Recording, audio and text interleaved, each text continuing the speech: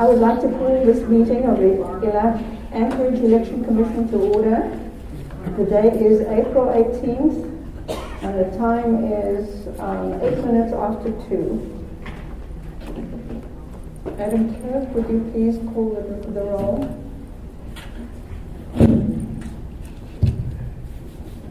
Commissioner Treadwell? Here. Commissioner Torkelson? Here. Commissioner Ireland? Present. Commissioner Nelson? Present. Commissioner Lehman? Here. Madam Chair, you have a quorum. Thank you very much. Do we have minutes of the previous meeting? Actually, Madam Chair, this is your work session, so there are no minutes, No minutes. for your work session. All right. Thank you. Madam Chair, could we have staff introduce themselves for this work session? I didn't hear. Have staff introduce themselves? Absolutely. Thank you. I'm Acting Deputy Clerk of Elections, Jamie Hines.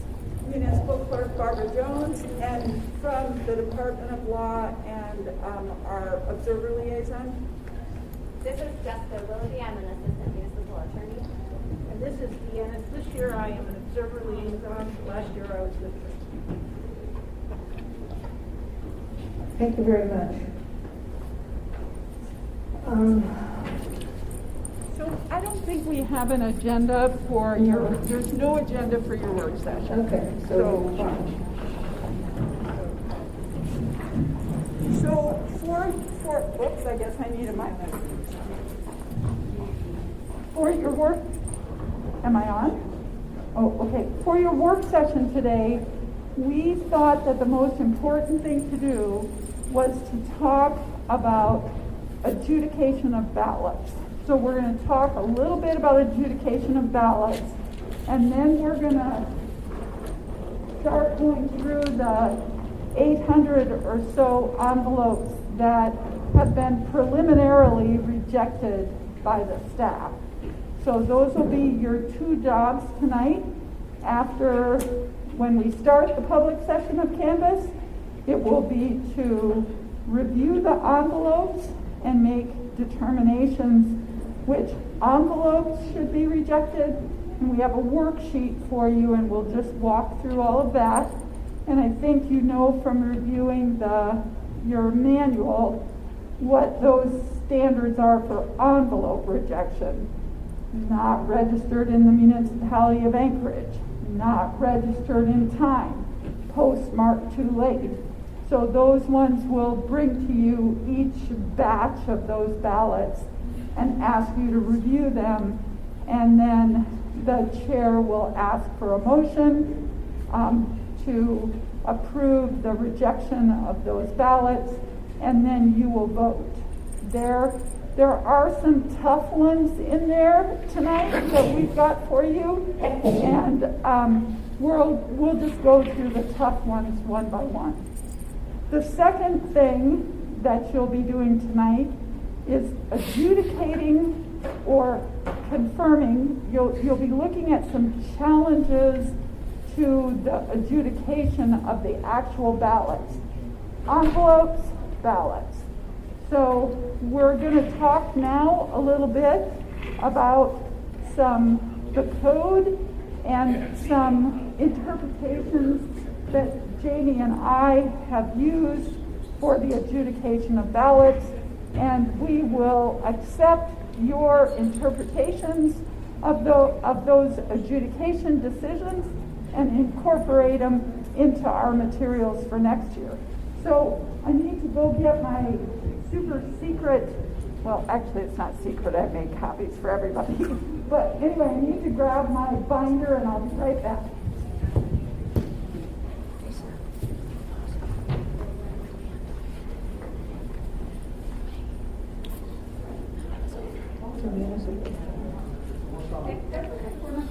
All the staff is going. He said all the staff is going.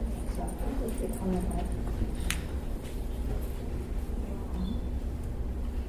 Okay, so the first thing that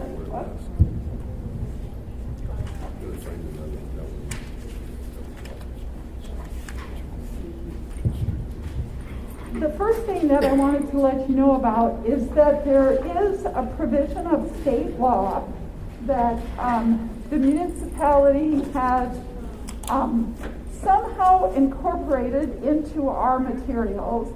And what that is that Title 15.360A1 says the following.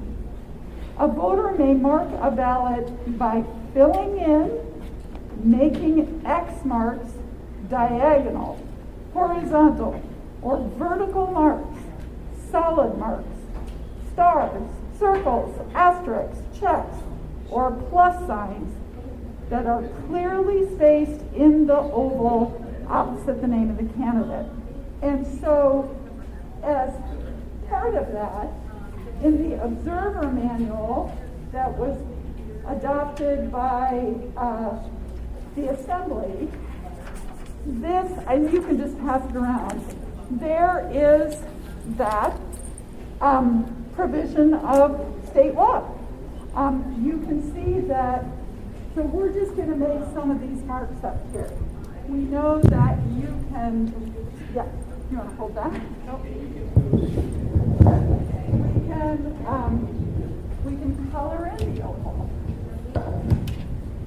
We can make an X.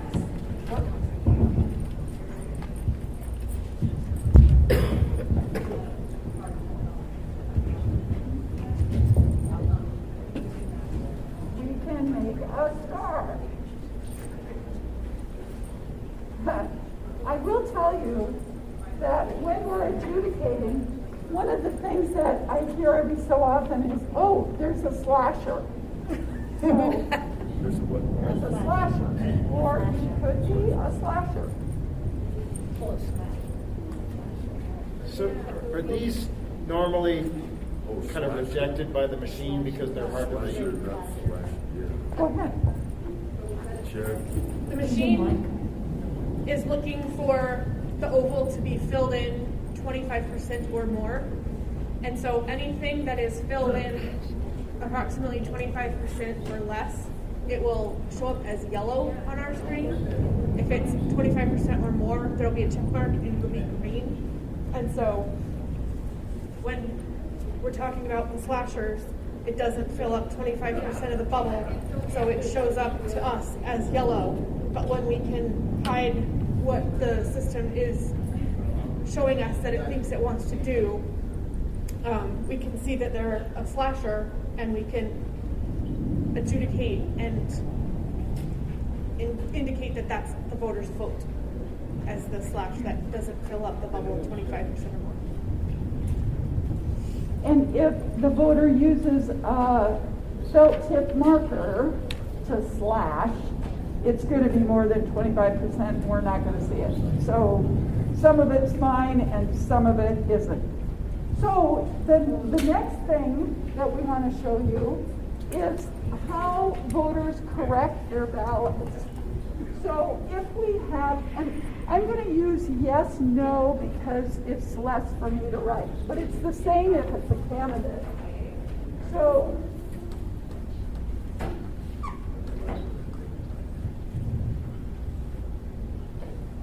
if the voter marks through the no and through the yes, the directions in the code and the directions on the instructions say, you want to read it, Jamie? To invalidate a vote without making an alternate choice, the voter must. Oh, that's the, oh, sorry, that's the double one. So I think you want this one. Sorry, I pointed the wrong space. Right. Candidates and answers to proposition questions marked with a strike through across the oval and name or answer shall be treated as indicating the voter's intent not to vote for the candidate or answer so stricken. So this is a yes vote. All right? So we have Does it have to be done with the same pen? I'm sorry. You have a mic right there if you want it. It should be turned on if you want to just grab it. And Great question. I asked if it had to be done with the same pen because obviously somebody could do a slash across something. That is not something that we check. There's probably no way we would know that. So, the next question is,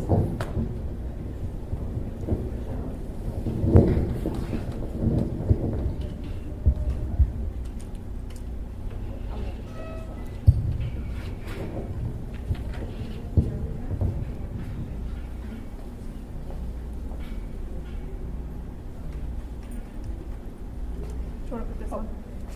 if you want me to. And attach it and swipe that over.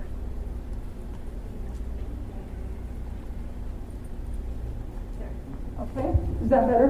Yeah. So the next question is, if Jamie could read the code section again, I'm trying to correct this. Candidates and answers to proposition questions marked with a strike through across the oval and name or answer shall be treated as indicating the voter's intent to not vote for the candidate or answer so stricken. So there's another place in the code that says that these rules have to be, it says, the rules set out in this section are mandatory, and there shall be no exceptions to them. A vote shall not be counted except unless marked in compliance with these rules, except when it can be determined clearly and convincingly how the voter intended to vote, and then it shall be counted accordingly. So, Jamie and I have interpreted this to be, this is not clear and convincing what the voter intended. This is a valid mark, and so is this. So, this is considered an invalid correction. Now, since the code also has something regarding voter intent, would you read that for us, Jamie?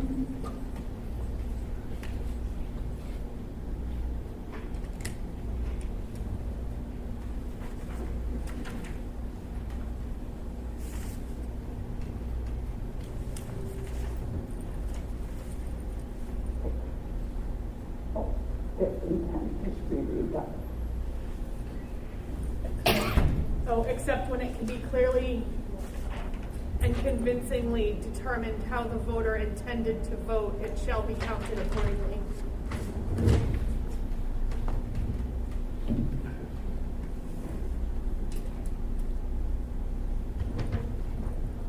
Right? So we think this is probably an ineffective correction, but voter intent demonstrates the voter intended to vote yes. And then I'm just going to give you a couple of more examples.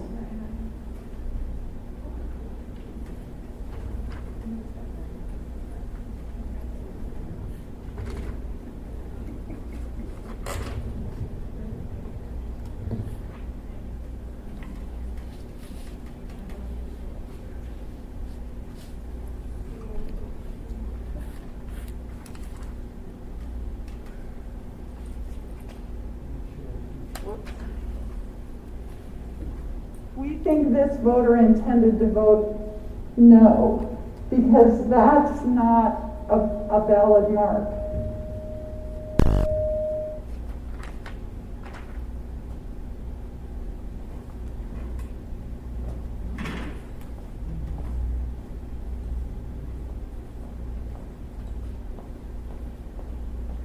Can you repeat that?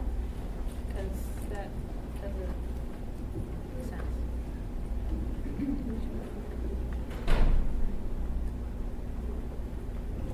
So, a valid mark is an X, and a valid mark is coloring in the ovals.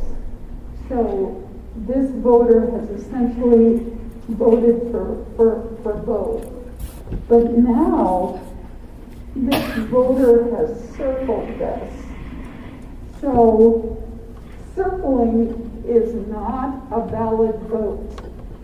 So we think the circling demonstrates voter intent that the voter wanted to vote no.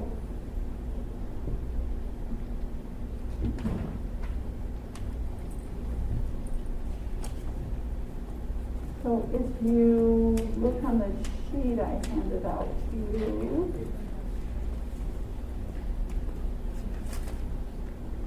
yeah, that isn't a valid yes or no.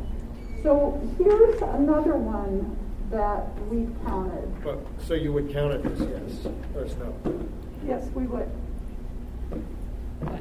And if you disagree with count that, it you as can yes let or us no? know. I would say I don't necessarily disagree, but that one to me is a much closer call than the other ones. We agree there's some of them that are really, really close calls. We're trying to set up some general rules. So basically what we did for all of these situations that we encountered, Jamie and I wrote them down so that she and I were adjudicating them identically. Okay, so that would be a yes or a no. We're counting this as a valid no. Okay. I'm going to write that right there. Could you tell us about how many of those you've seen in the universe of votes? Would it be a handful? Just one. One? Okay. Okay? So,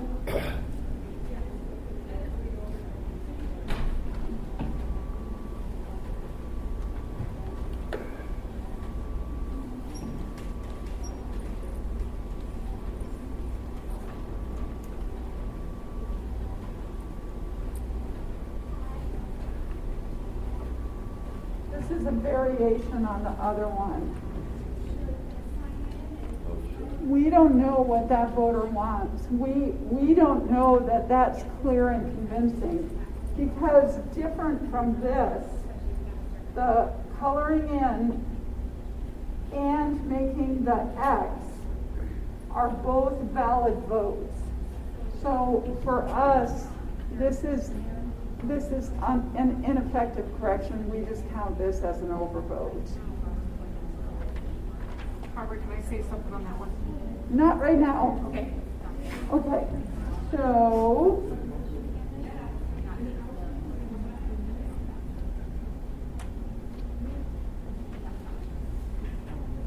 and sometimes in these examples, unfortunately,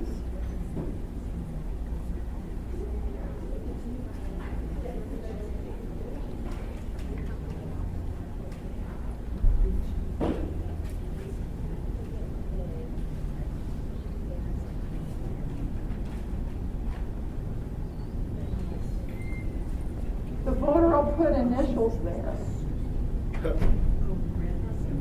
Next to both of them? Yes. We're back at the same thing. We don't have any way to clearly determine voter intent.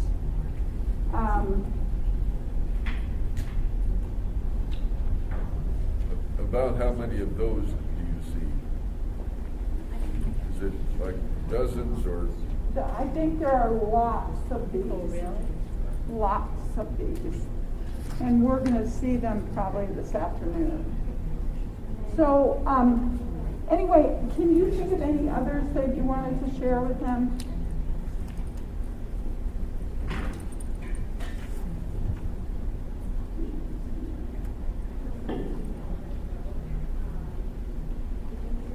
I think you'll get to see some of the gory details, and the bottom line is read the instructions and follow the instructions so that we know what it is that you want. But on the other hand, this is a change. This year was the first year that voter intent has been added to the code. So we think a lot more votes counted because of voter intent, like this one, not that one, or someone would write mistake. You're going to see some of those. Erasures now count. In state law, if there's an erasure, the vote is on that measure erase is invalidated. And this year, that's not the case for us. So a lot more votes counted than last year. So that's all that I have for this little part of your work session. And I'm going to go grab your worksheets, and we're going to get started on the second part, which is talking about the envelopes that we have rejected. Oh, okay.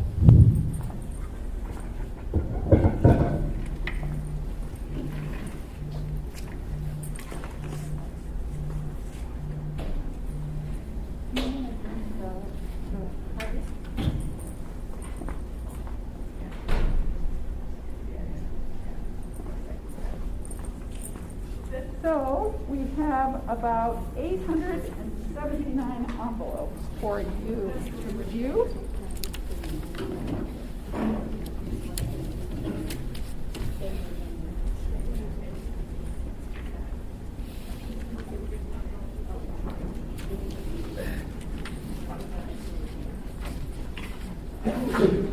Copies? Is this what you wanted? Yeah.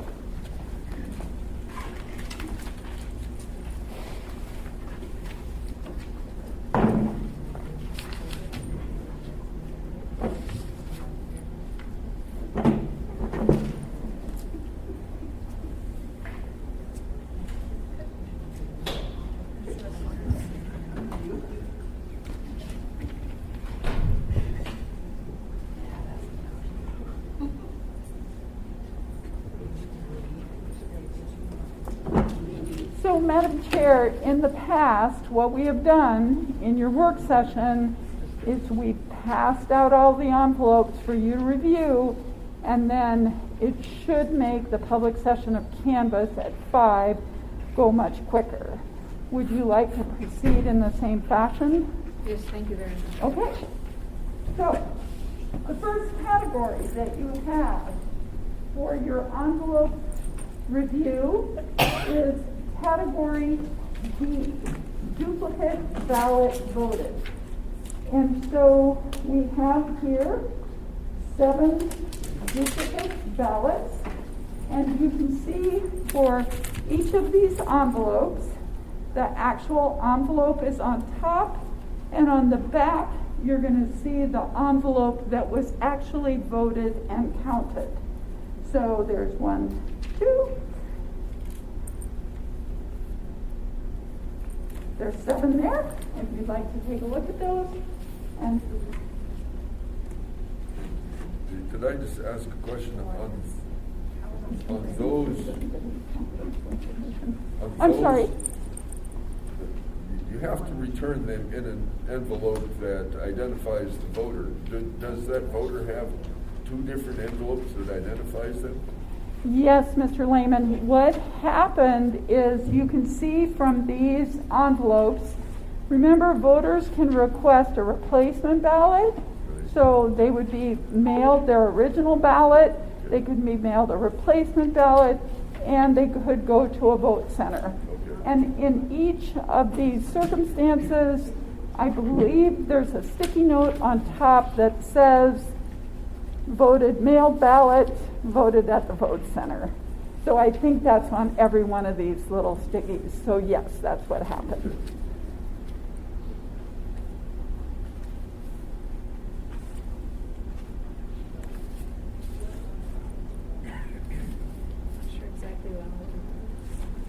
Would you like me to show you? So this person, there's 1 ballot right here. This, and this is a copy of this. This voter was mailed his ballot on March 14th. The envelope was adjudicated as no sig on, correct, no sig. and he went to the vote center at City Hall on 4/1, and that was it, and it counted. So this one that he was mailed and said lost his card, we can't count it because he went to vote at the vote center. He basically cured his own no-sig match. By himself, not after a call from us, or up in the call from us, or He probably did get a letter from us. He got a letter from us, realized he had no sig match, and then just went to the vote center, which is fine. We still have to reject the duplicate ballot. But as you know, there may be some people in this group that you will tell us to refer to the prosecutor. I would expect this would be an example of one you would not. Okay, so all these people voted in person or dropped it off.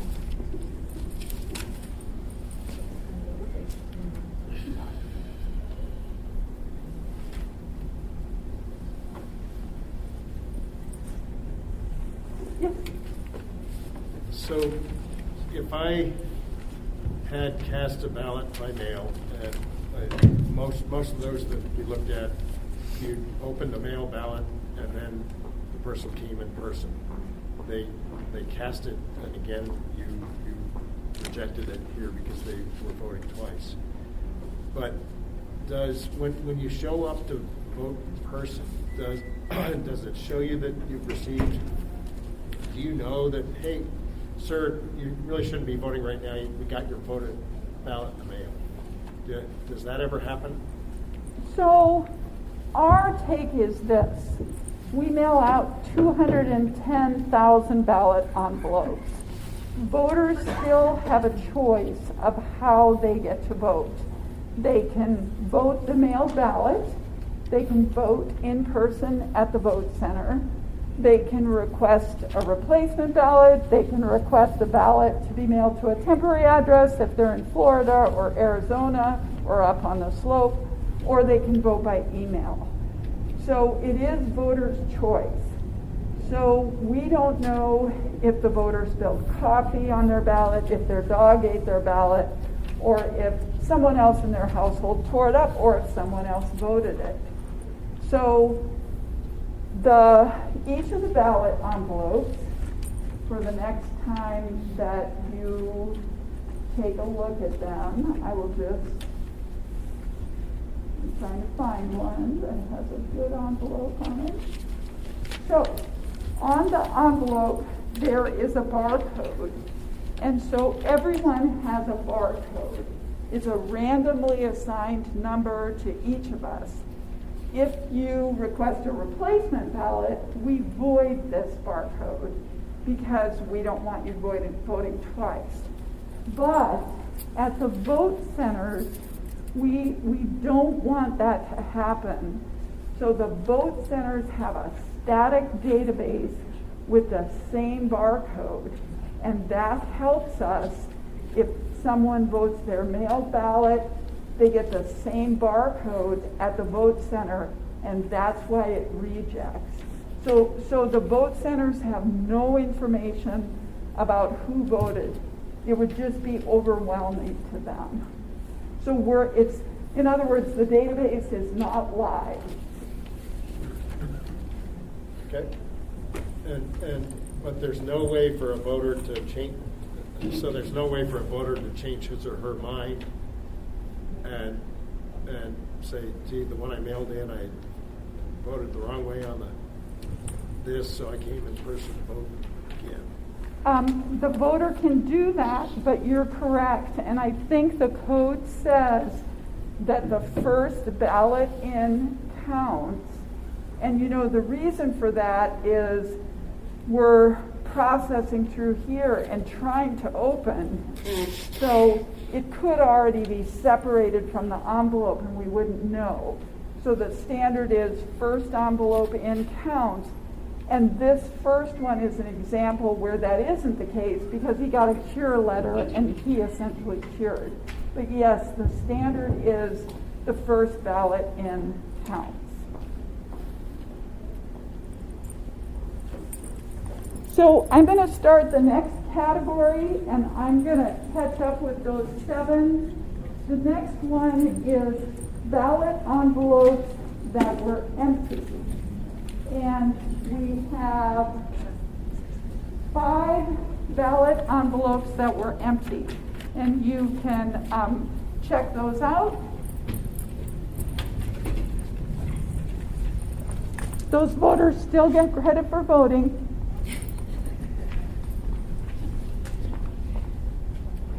Do they get a letter saying your ballot is missing? I believe so. I think all of these people, if the commission rejects an envelope, we send a letter within 30 days of certification. So yes, I believe they will get a letter to that effect. Madam Chair, yeah, so not time to vote. If the signature doesn't match, they've got time to come correct it.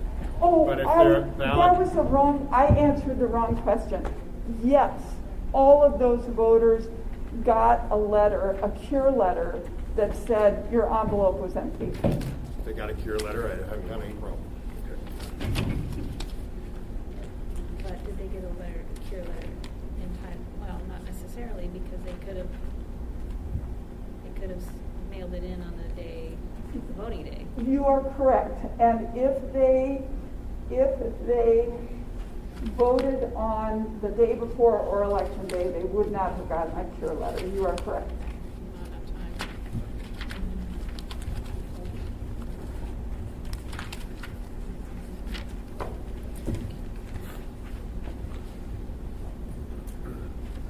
I just wonder if this is intentional or just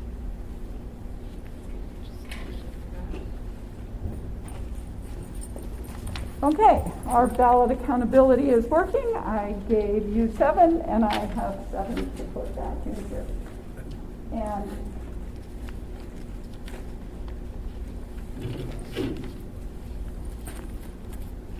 I am going to go ahead and get our next category started.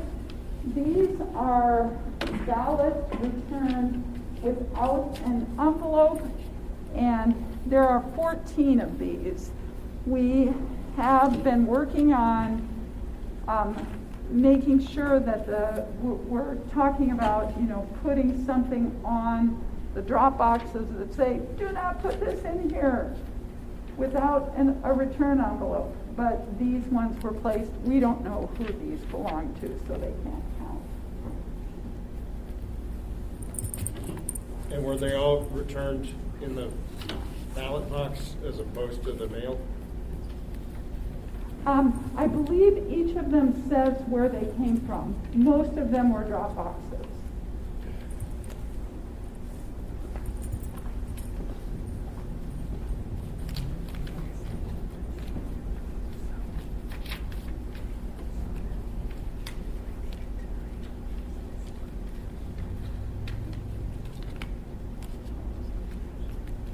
It's unfortunate. Okay.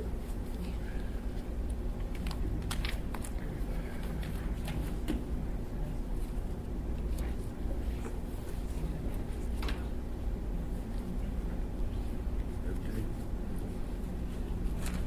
Trust you.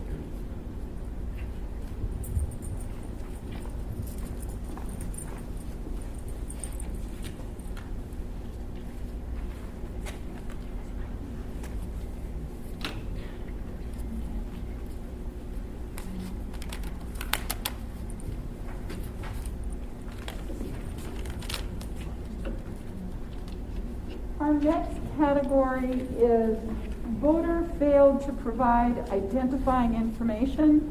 There is one ballot in this category. So I think some of you know that voters can register online on the State of Alaska website. And after a voter registers, the first time the voter votes, if you register online, you have to provide ID.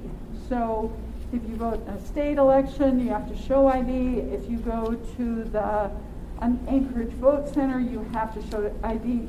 Everybody has to show ID. But if you vote by mail, you have to include a copy of your ID in your envelope. These voters get a different set of instructions. It has lots of red on it. It says ID required. This voter got those instructions. The voter also got a letter mailed on the 14th telling her that she needed to send in a copy of her ID, and we have not heard from her yet. Same category. Same category.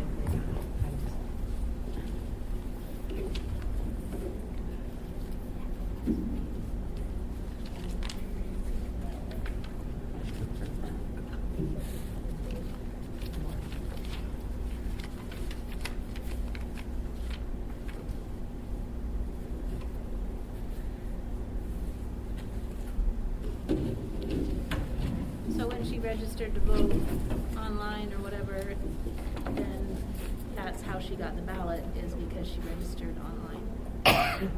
And then with that was the ballot with a letter saying you got to show ID, or you got to include a copy of the ID. It was too late to cure that. Is that? No, she got a letter. It was mailed on April 14th. If she signed up for ballot tracks, she would have gotten a notification in ballot tracks that her signature was challenged. She has until 5 p.m. today to provide us with her ID. Oh, so she's had plenty of time since the election.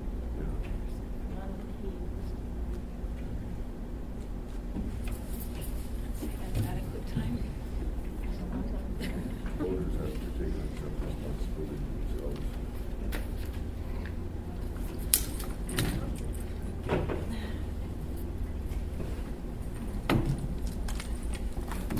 I have 14 of these.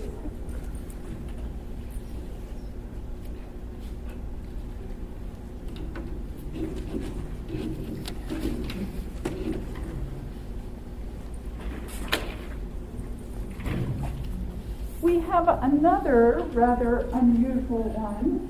This is voter is inactive. And with this one, we get several voter files from the state of Alaska. And remember, the deadline to register to vote it was 30 days before. It was March 6th.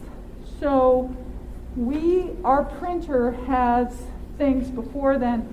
We don't get the data from March 6th until about March 11th, because the state is still gathering that data from, like the Division of Vocational Rehabilitation or something like that, if someone registered to vote there. So we issued this person a ballot, but this person contacted the state before the March 6th deadline and said, cancel my voter registration. So this person is in an inactive status and requested her registration to be canceled. So it's kind of unusual that she voted, but that's what happened with this voter. She canceled her registration. She was mailed a ballot, and then she mailed it in, or opposite. She was mailed a ballot. She was mailed a ballot, canceled her registration, and then voted. So it's a timing issue.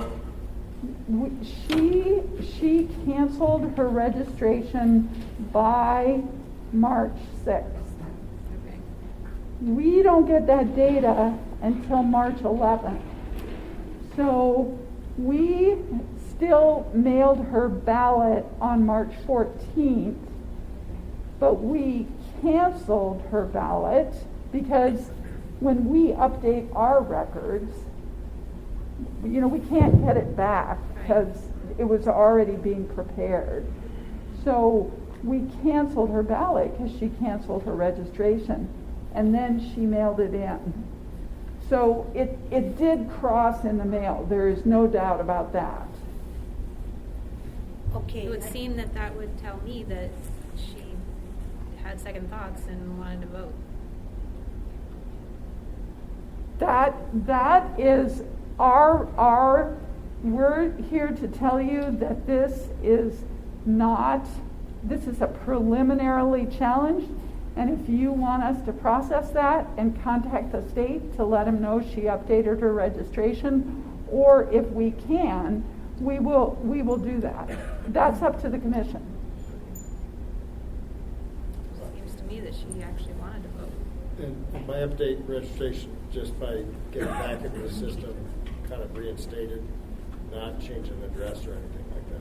Right, this doesn't have anything to do with changing address. I don't know if her active voting in our election will allow the state to reactivate her. We would have to call and ask them that. And we could do that tomorrow.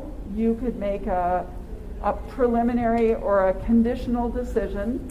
If the state will reactivate her, please count this ballot. If the state will not, or cannot reactivate her, you may reject this ballot. We're totally okay with that. As long as the signature is real, and somebody else in the household didn't vote. I'm sure we know the answer to that, but that isn't the question. The question is, and I can show you a couple that I have here. I have a couple of envelopes here where someone has written, no longer lives in Alaska, stop sending ballots. This is in an other challenge category because the state will not cancel this registration for that reason. For that reason. Because it's not signed by the voter. It is not a request to cancel the registration. This one similarly says, no longer here, and this person voted the ballot and wrote void all over it. This also does not cancel the registration.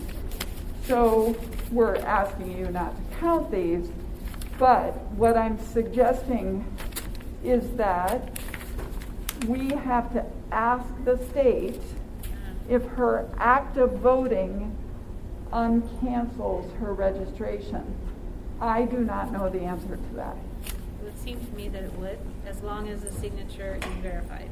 I will tell you that my understanding is she has sent a notice to the state, please cancel my registration. Voting does not necessarily overrule that. So that's why we have this category. It's one of the state's categories. But again, you can make that conditional recommendation for us, and we will follow that. Yeah, I think that. Barbara, if she had canceled after the 30 days, then this vote would have counted. No, she canceled. Yes, that's Yeah, that exactly would've- right. uh-huh. If she had canceled after March 6th, this ballot would have counted. Yeah. She canceled before March 6th.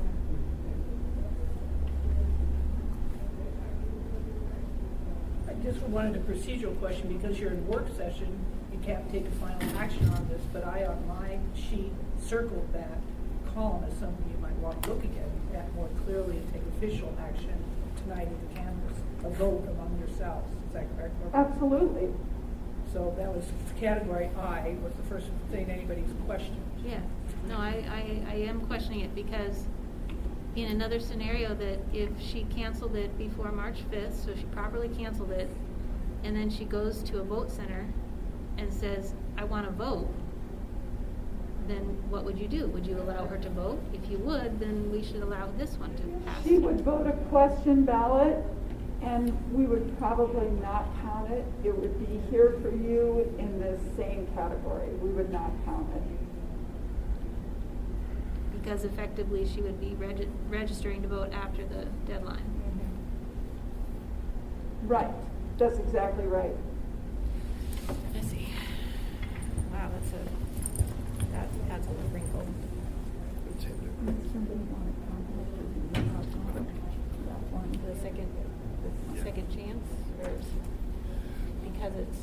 registering It's after. confusing between the state and the municipality. It's confusing. Okay, I think our next category is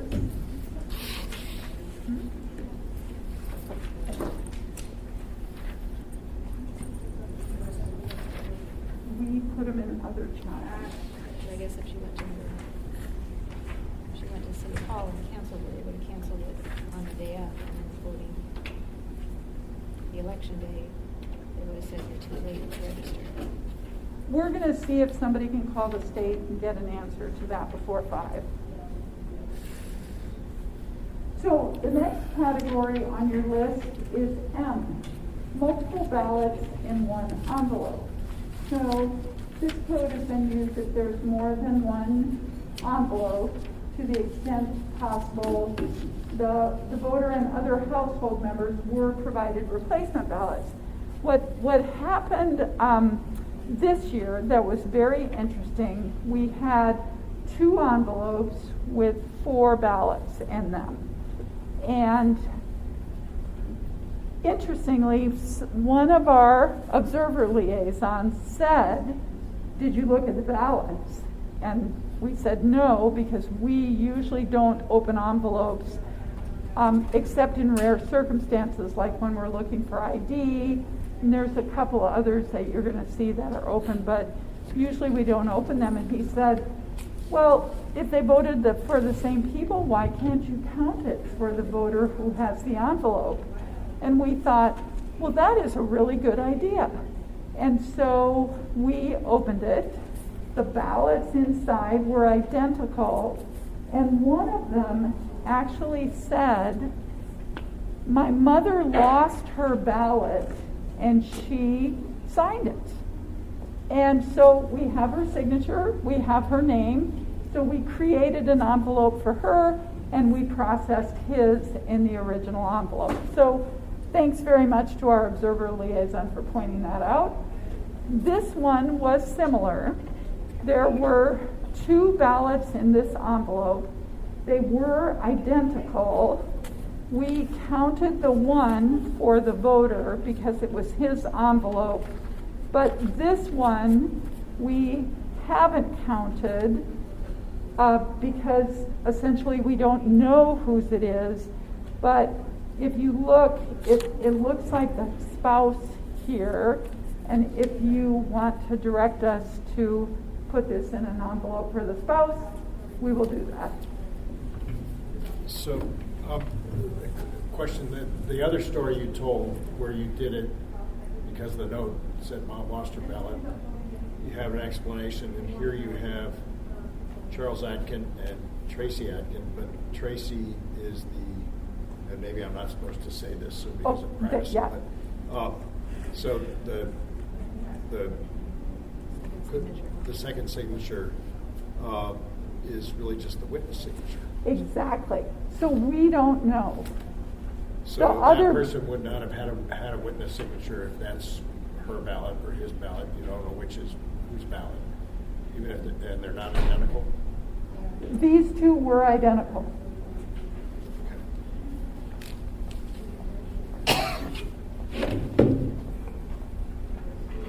Can you tell from that if the spouse, you have a name sufficiently so you can identify a person, and is that a person registered to vote?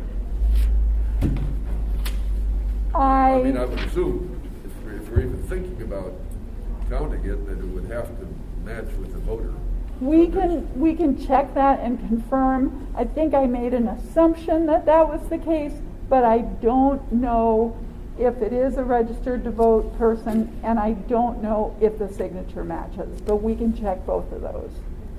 I would think to count both of them, you would need the signature both if this person down in the witness place also signed up here.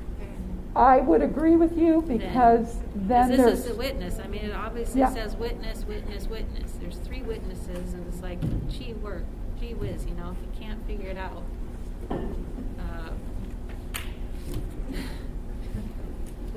Like, come on, people. How hard is it? You know, I think that's a good point, in part because the envelope says, voter declaration. I state and declare as truth that my name and signature are marked, are shown on this envelope, and I'm voting the ballot provided to me by the municipality and not casting any other ballot in this election. I'm a citizen of the U.S., state of Alaska, and resident of the MOA for 30 days. I am or will be 18 on the date of the election, and I am not disqualified. Yeah, I mean, if I lost my envelope, then I would just sign in the voter signature along with my husband's. And then probably make a note just to make sure that it's clear. But just signing the witness, I mean, the fact that the ballots are exactly the same, I think we can count one as the first guy. But the second one, it's like, That's why He you could be get to voting make twice. this decision. maybe his Right. wife didn't want to vote, and he So- just wanted to vote 2 times. A question, because basically the practice that you just mentioned of taking it when there was an explanation and taking one of the 2 ballots. I think it was different because the signature was on the ballot. The Mother's signature was on the Yes. ballot? Yeah. So it also wasn't on the envelope or the voter declaration. I think that's what you're getting, and that is correct. Right. Well, okay. I guess the question here, none of these elections appear to be close enough to. I don't think anybody's going to sue on any particular race. Well, That's we my still guess. want to get it right. No. I totally understand, but I guess the question I'm asking this with the attorney present, just because does it make sense to have the first thing that she talked about, where there were 2 ballots in an envelope? Does it make sense to have that recorded somewhere publicly as a precedent, or say, especially if we do this in the second precedent? That's my only question. When we went through all these marks, I've been in courtrooms where judges have, you can go back to hanging chads and lots of other things and lots of other elections.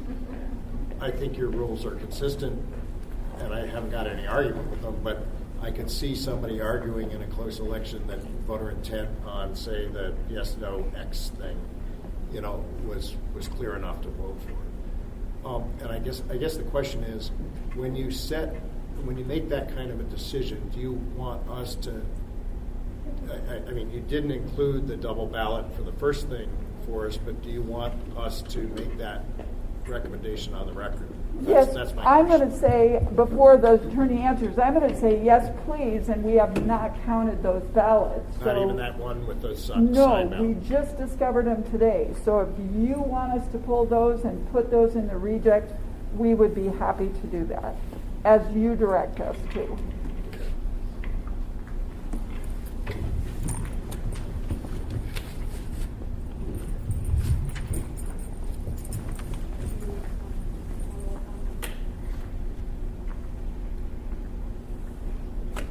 Now, this says on the M reject code, there's only one, but you talked about 2 different scenarios, so you've already accepted the mom's ballot?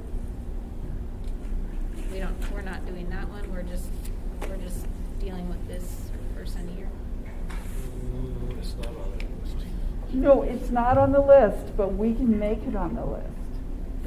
The mom is not on the list. She is not, but we can add that. We can put 2 there, and we will get that, and you can vote on that at the public session of Kansas.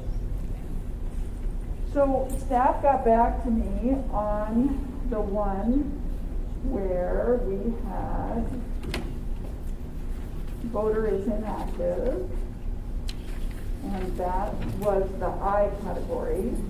And the state of Alaska answered, no, the voter would have to reapply and complete a brand new application.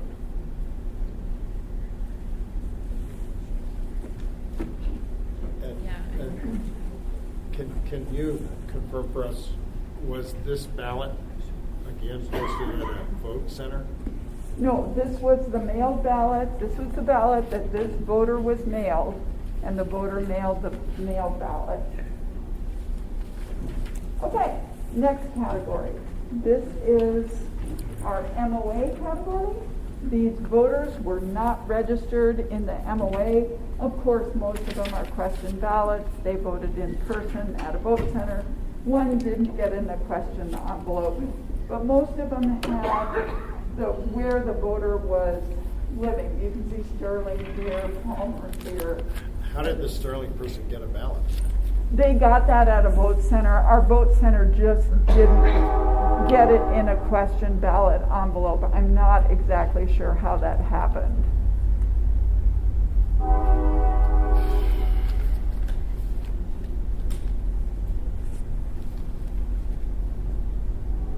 But it came in the mail. No, it did not. It's got a It's postmark. got a postmark, it's got a stamp on it. That's probably why I didn't get a that question one. ballot. Yeah. How did a Sterling person, they don't forward? Oh, sorry. I'm obviously thinking of a different category where we had that. I'm sorry. This person registered in Sterling on 3/6. So Okay, you on the, registered. this is exactly the same situation as the inactive voter. So we have that little lag between getting the March 6th data from the state. We don't get it until March 11th. But those people got mailed a ballot. But when we uploaded what we call the catch up and yanks, this guy got yanked because he changed his voter registration To what? to Sterling. He registered in Sterling for a Sterling election. He was registered in Anchorage, got the ballot in the mail, returned that, but then changed his address to Sterling On 3/6. on 3/6, which Then means he's that in he's no Sterling. longer a Yep. resident, He's which no longer means a resident. he shouldn't have voted. Yep, Yeah. he shouldn't have voted. Yeah. Yeah, okay. That makes more sense.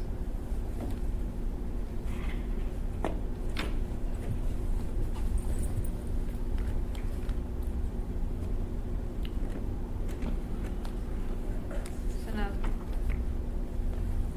so these are, they're question ballots, but you Yep, said these Palmer. people all went to a vote center. Everybody gets to vote. Right. They're not I on the understand, I database, understand. and so this person is registered in Palmer. So this question ballot doesn't register, oh, this was The happening. floppy's on already the- gone. It's this updated their registration. We This sent it. happened on, oh, this happened after the registration. Yep, The precinct. yes. This is So would category. this, if this was done before 3/6, would this in effect be a registration? If it was done before 3/6, it would not be a question ballot. It would have gone through the system and counted. Okay. Because it would have effectively registered them to vote properly. Correct. This is trying to register them to vote, but because the date is after the 6th, then they're too late. Correct. They're still We registered in have a Palmer. different category that we call too late, but those, that will update their registration. You are correct. To Anchorage. Anchorage from Palmer Correct. or Fairbanks or wherever. Okay. And these are rejected. Recommended rejection. Yes. So I'm going to go to the next category. We have one where the voter doesn't meet certification requirements. The requirements, of course, are that you're a citizen of the U.S., you're 18, and you've lived in the municipality of Anchorage for the last 30 days. This person has indicated on this question ballot that he has lived at North Pole for the last 30 days. So we are recommending that as a rejection for O. The voter doesn't meet certification requirements.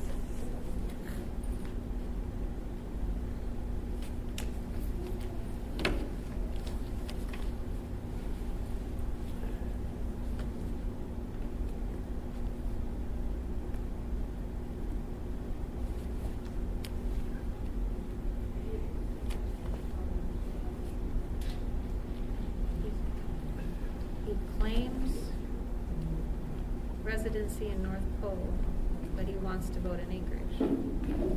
Well, let me put it this way. He claims residency in North Pole, but he voted in Anchorage. No. So he got a question ballot. Our rule is to preliminarily reject that and bring that to you for a determination. But even if he did move, maybe.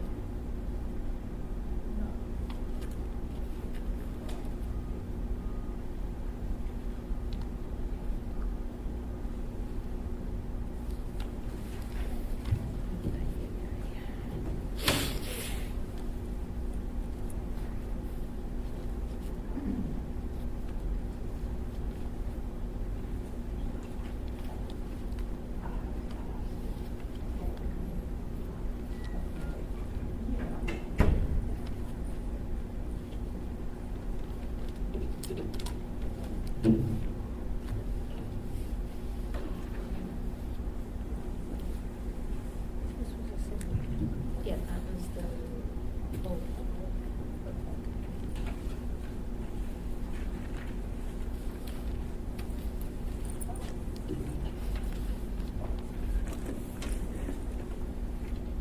Claims he is from North Pole. He wants to vote in Anchorage.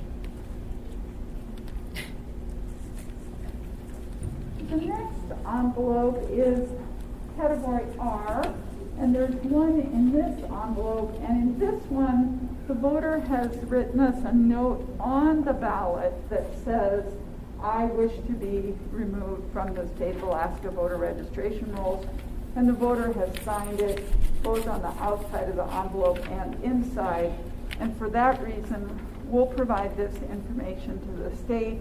And it's our understanding they will remove this voter from the rolls because the voter has specifically requested it and signed it.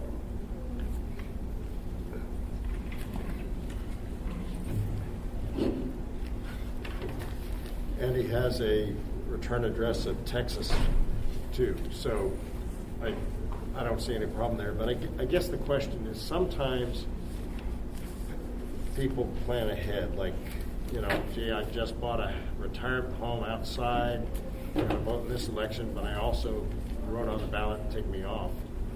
In that case, would they have gotten if this person had a return address that was Anchorage, for example, would you have sent a letter saying, do you want to go off the rolls before or after your vote is counted? Do you know what? I'm going to tell you, we would call the state. Those are voter registration questions, and the state maintains the voter list. And number one, we'd ask them what it means. And then number two, sometimes we say, well, what would you do if this was your election?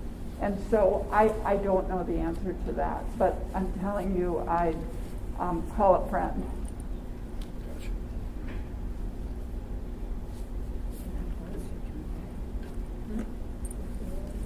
Yeah.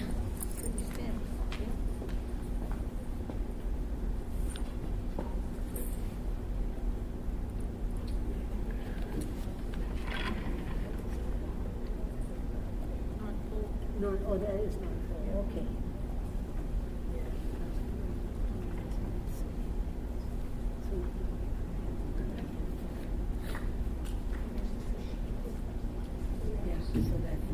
Slow down, I'm going to slow down too. We got 3 sets out, so I better catch up before I give you another one.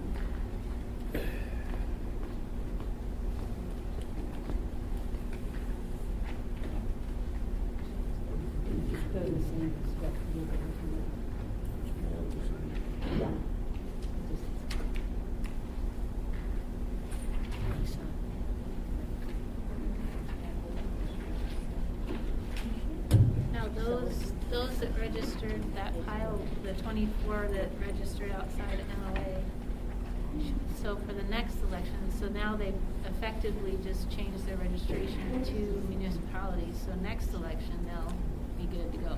Right. We have a note to get that info to the state. Some of it we may have already gotten to them. Some of it we'll get to them today or tomorrow. Yeah. but I don't know if that's going to be in enough time for their mail out for the June 11th. Yeah, it should be, because they're mailing on May 11th, so it should be enough time. Well, June 11th is. They're mailing on May 11th. Yes, they're mailing 30 days in advance. But that's a statewide election anyway, so. Right, but the problem is election mail isn't forwardable. So I don't so it know, may I don't go- know what rule it they're may gonna go have, to but their our rules. rule is that it's not forwardable. So if these voters weren't updated, they may not get their ballots. So we'd like to get it to them, Yeah. and then they can decide what to do with it. But this effectively registers them in the municipality of Anchorage. Correct. Along with questioning and all that other stuff. That is correct.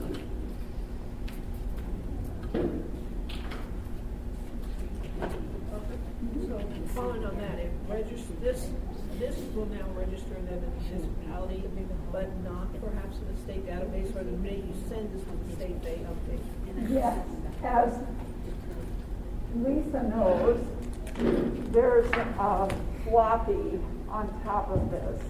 It's a little tear off top, so we never open these envelopes. If the commission votes to reject these envelopes, they will stay like this until after 30 days after recertification, and then we will shred, and it will be shredded just like this. So how does the state know to update their registration? It's because there's a little tear off top, and the top has already been torn off and either given to the state or it's on the way to the state. This is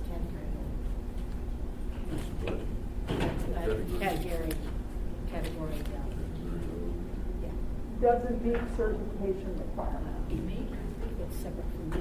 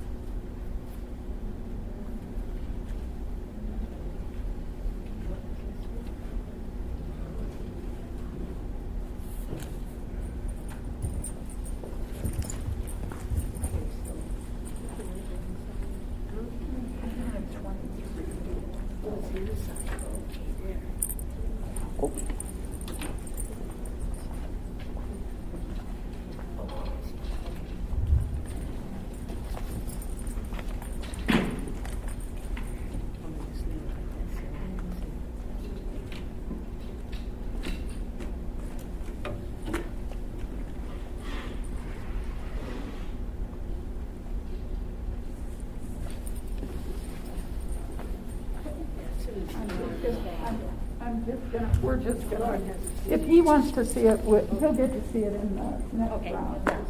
Okay, the next category Lisa already alluded to, is the voter is registered too late. And this is where I made the mistake. This should have been in a question ballot envelope. I was mistaking my categories.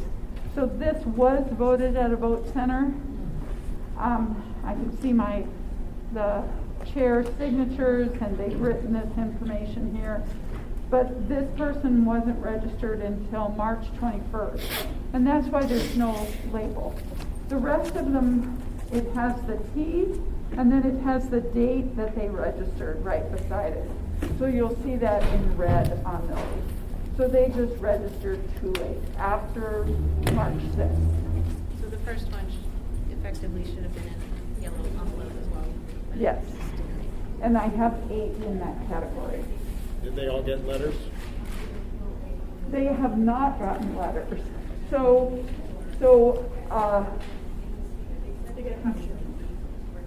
They get a notice that you're voting a question ballot, and so they're told it may not count at it's voters voting a question ballot, that it may not count, and that's why you're voting a question ballot. They will get a letter from us 30 days after certification that says their vote didn't count because they registered too late. But they don't have an opportunity to cure, so they don't get a letter before now. Thank you.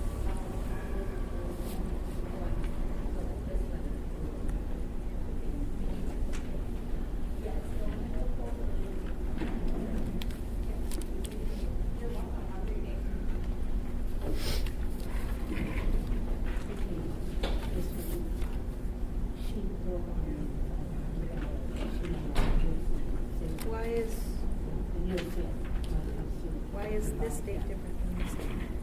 That's the vote center date, right? They voted at the vote center on 4/2, Right. and then when it comes back to the election center, Jamie and I, or Jamie and Ralph, review these. Voter number, precinct, Jamie's initials, voter status is registered, my initials. The reject code is T, because the voter registered on March 10th.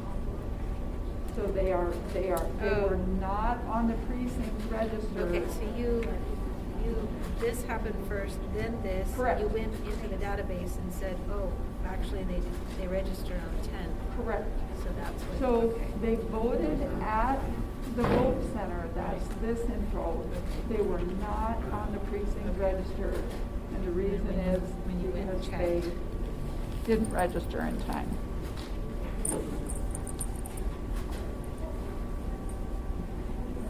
Okay, so I'm going to go ahead and start the next category here. This is ballot received too late, and there are 6 in this category, and these, I believe, were all at the drop boxes. And you will see the notations on them. What happens is the workers are at the drop box. I think I've showed you before the little work buckets that they take, and you can see them up there on the wall. Inside the work buckets, they have a black canvas bag that's for loading the ballots out of the drop box. They have a red bag for the ballots that are received too late. So when a voter came up to these drop box workers, and it was after 8 o'clock, the workers told them the drop box was closed, and we have a card that we give to them. And the reason we give them a card is that way everybody hears the same thing. And the same thing is the drop box is closed. You may want to go to the post office. If you can mail your ballot, as long as it's postmarked today, we recommend you hand cancel it, or we will accept your ballot and it will be received too late. And these voters made the decision to give our workers their envelopes. If I could ask, the worker, if there are people queued up in cars and line, at 8 o'clock will determine the last car in line, and they will be given whatever color card. You are exactly correct. So in their little bucket back there, they have another card, and it says last car in line. And if you are the last car in line, I give you the card, and then we're standing here at the drop box, and Jessica comes, and Dee comes, and you come, and then Elaine comes. Elaine is too late. So it's exactly the same as a vote center or a polling location. Everyone in line at 8 o'clock gets to vote. Does somebody take a picture of a camera that has the timestamp or something to No. keep that as record? No, we sync our clocks before everybody goes, and then when it's 8 o'clock on their clock, they announce, just like at the polling locations, the polls will be closing in 15 minutes. And then at 8 o'clock, they say the polls are closed. And then so even though the polls are closed, if the 3 of you are in line, you get to drive through. But if Elaine arrived after 8, She does not. We'll put it in the red bag or give her the card to go to the post office. Yes. There's 2 of these that don't have a time. Did you know what? That is true. Those are at the Anchorage School District Dropbox. And I did talk to Jamie about that. And I said we need to remind our workers to put the time. We will do that.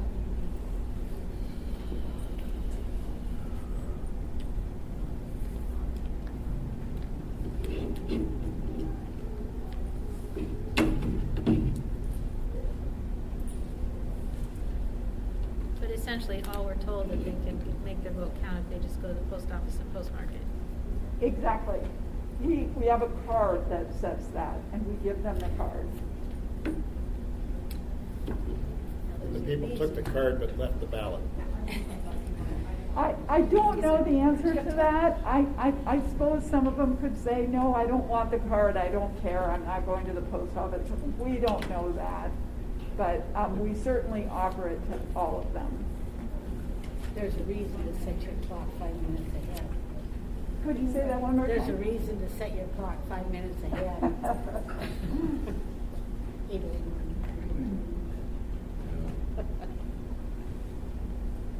why.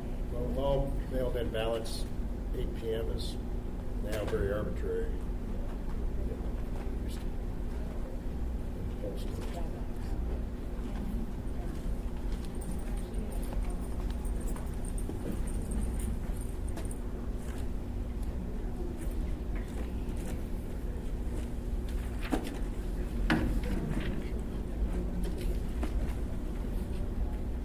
Are you the municipality?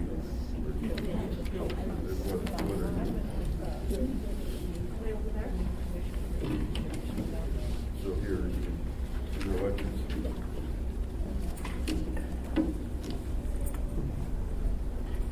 No, those are 6. We're,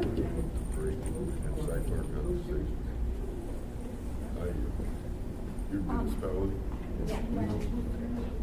I was at a bid opening house just for a municipality, and it said in the invitation to bid, bids must be received before, I'll say 3 o'clock, I don't know, bid, 3:00. And I was there and I observed, the contractor came in, handed the bid to the woman at the desk, there's a time clock, and took it, stamped it, and stamped it as 3.00.00, and they rejected the bid because it said it must be received before 3 o'clock. Yeah. And in the time from when that person was handing it to when she processed it, it was a few seconds. And that one, it turns out that wouldn't have been the low bidder, but that was a pretty harsh, I thought, pretty harsh decision to make. Yeah, because it I think if they would have sued and probably would have won. But And, they need to but take it they out of also the knew, and they put it knew in they were bidders, so these ones are 6 that were not registered. so. And they will be registered now. So those floppies went to the state and they'll be registered.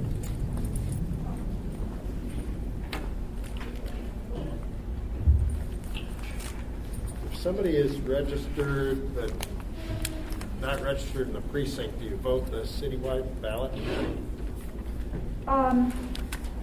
Yes. So that is a very interesting question. So we did have some question ballots that came through. So somebody that we have like 2 scenarios. You live in District 1 or let's say District 3 and you move to District 4. If that happens, you vote a question ballot at the vote center, but it's actually voter's choice. So the vote center workers tell the worker or the voter, you can vote a question ballot or you can vote a muni area-wide ballot. And the voter gets to choose. If the voter votes an area-wide ballot, they write area-wide on the top, and it just processes. There's no question that a qualified registered voter is entitled to vote on area-wide races. If the voter says, no, I want to vote in this assembly district race, then they vote a question ballot. They get the ballot style for where they reside. In this case, let's say it's District 4. So then when Jamie and I review those ballots, that voter did not update their registration 30 days before. They are not qualified to vote in any assembly race. And so that ballot is facsimiled onto an area-wide ballot. So, yes.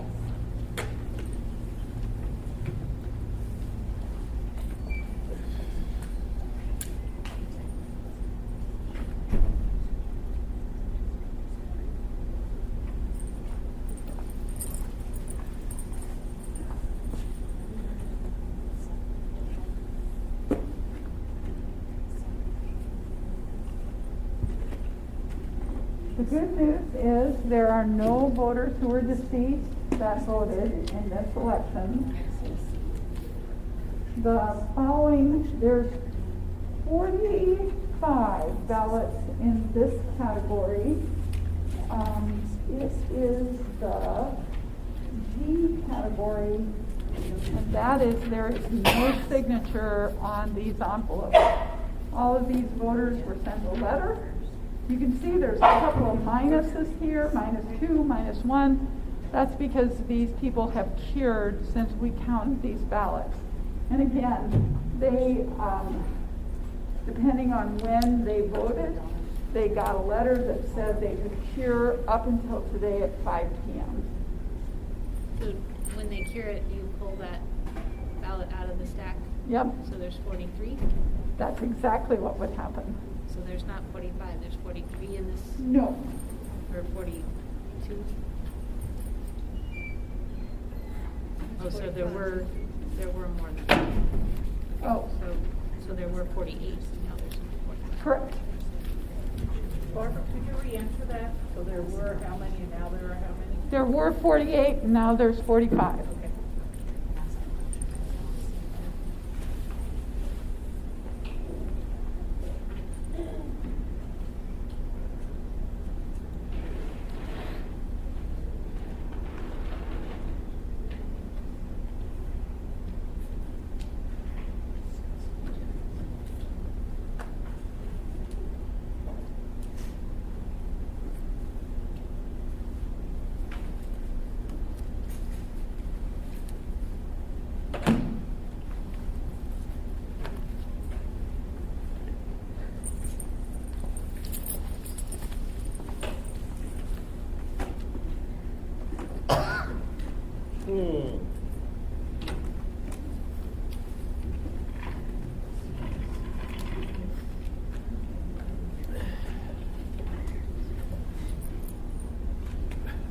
Again, I can see this being a contested election issue and wonder if this has been practiced in the past. So you've got a number of things where the voter's signature is missing, but there's a witness.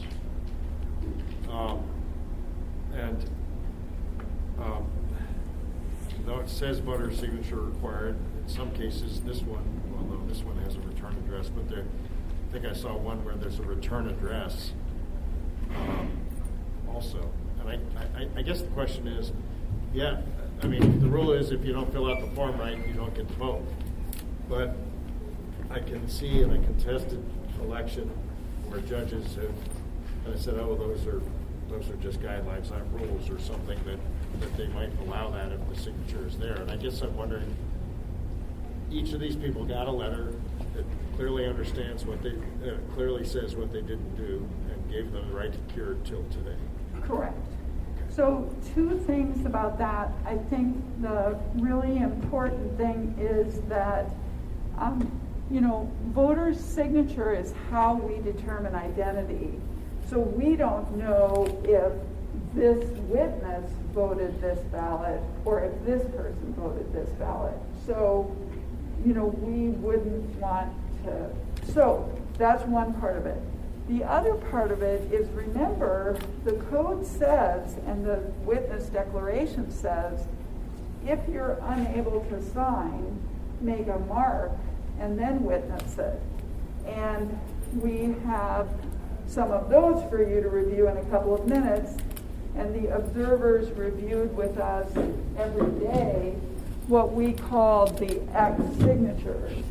So we have been reviewing those every day and checking both the voter, the household, the witness signature, and then made some decisions to let some of those process, and we made some decisions to bring others to you. So that is a solution to that those voters did not take advantage of, and they also were notified. And I think that you may want to think another option is the voter didn't vote that ballot.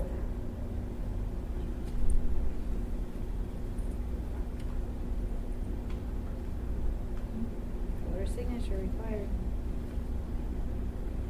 Not sure how more clear you can get.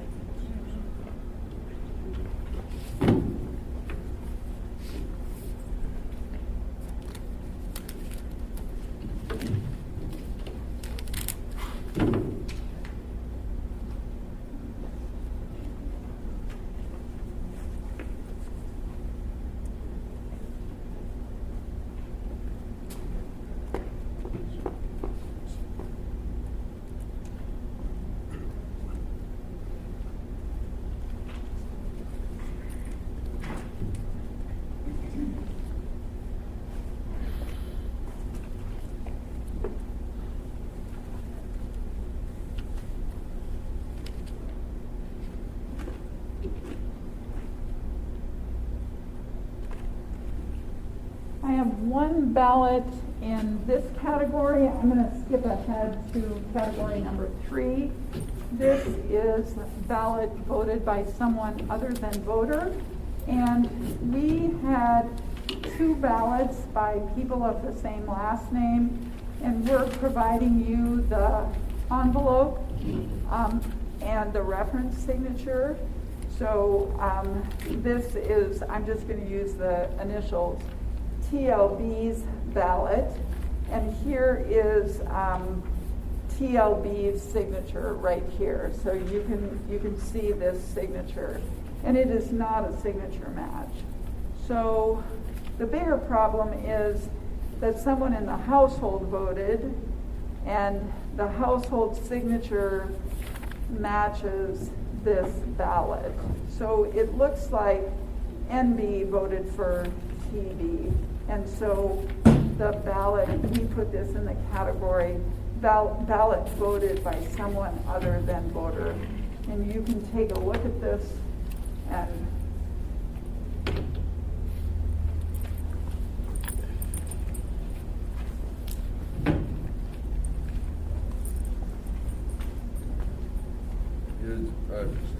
I heard of one, and I don't know if it was this election cycle or another one, but just stories that come out of elections. And it said there was a sticky note that they left on it. Said, "Honey, I voted your ballot. All you have to do is sign it and put it in the envelope."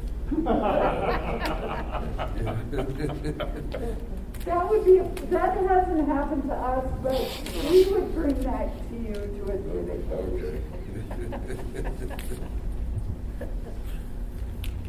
Barbara, did that ballot get a cure letter? No, this one did, with a different signature.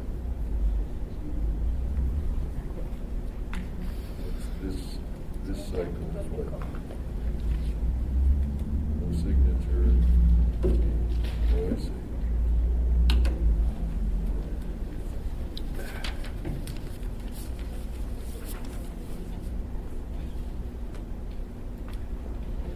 Madam Chair, could I, that the computer clocks over there have different times. Yes, they do. All of them. Ballots received at 8:01 and 8:02 were rejected. We said to watch 5 minutes ago.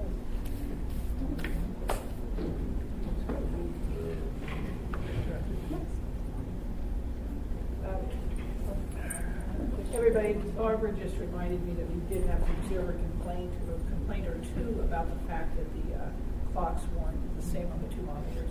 And it's because they're not synced up to the internet, so they don't have, like our cell phones do that constant updating. There's some type of internal mechanism on each computer or monitor. So it's just because they're not connected. Am I even on?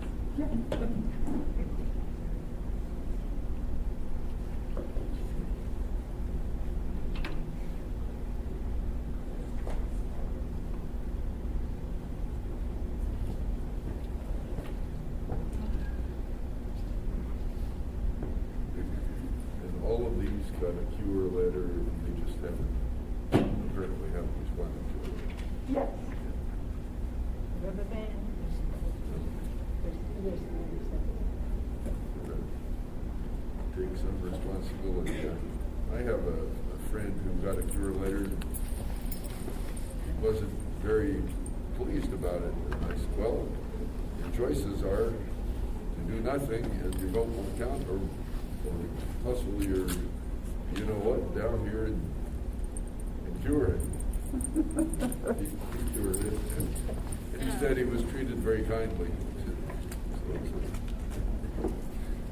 I'm a little confused on this. So Yes. there's, Okay. this is from another ballot that was accepted? These are the reference signatures. But So where is this signature found? this is found, we download 5 signatures or up to 5 signatures from each voter in our signature database. This is This is the from the signature signature. database. And so,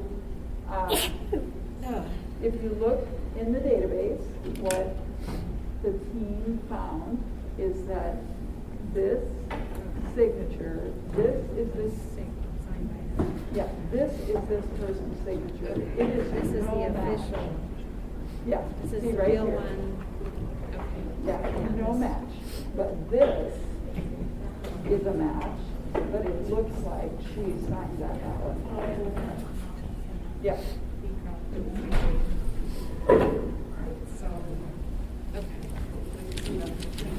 I'm with you now. Where did that one come from? That was this, she skipped a couple. 3. Thank you. Well, we really want to encourage people to sign up for ballot tracks, because they also would have gotten a notice that, from ballot tracks that they, that their envelope was showing. Here's somebody just nice printing and everything's done right, except they did something.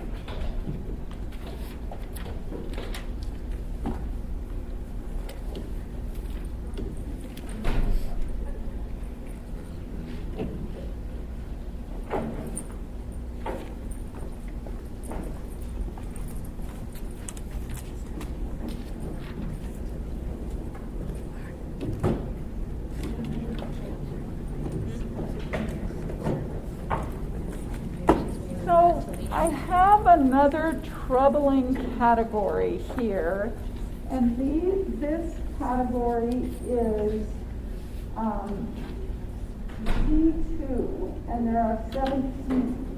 It says this code is used if there is no digital reference signature in the state of Alaska voter registration database. So our procedure is this, and you can see all of these emails here from staff.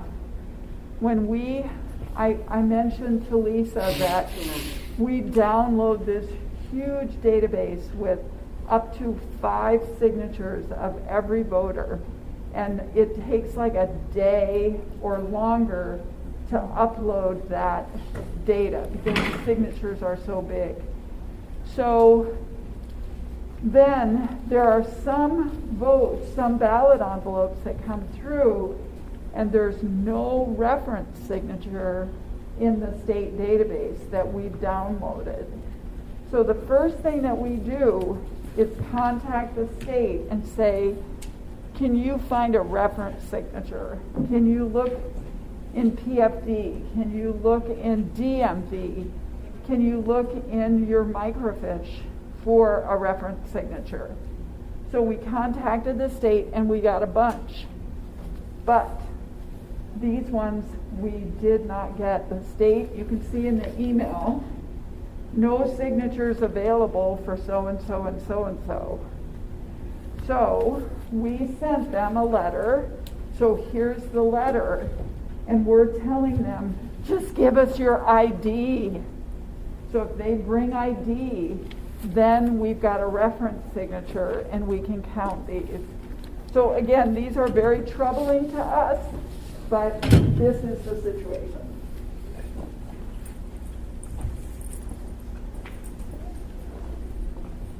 So likely they registered to vote and they never got to the point where they provided any ID, is what it sounds like to me.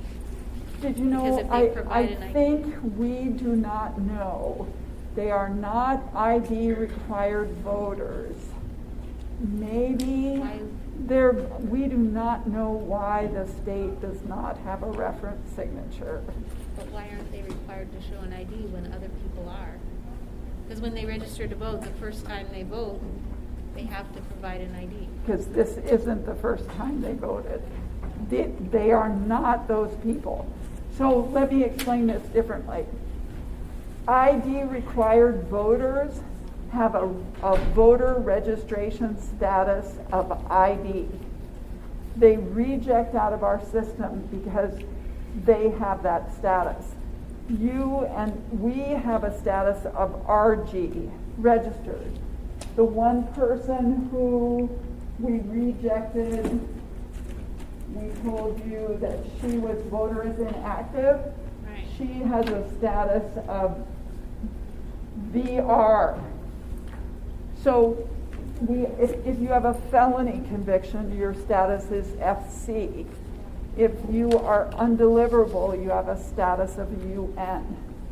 These people do not have ID status.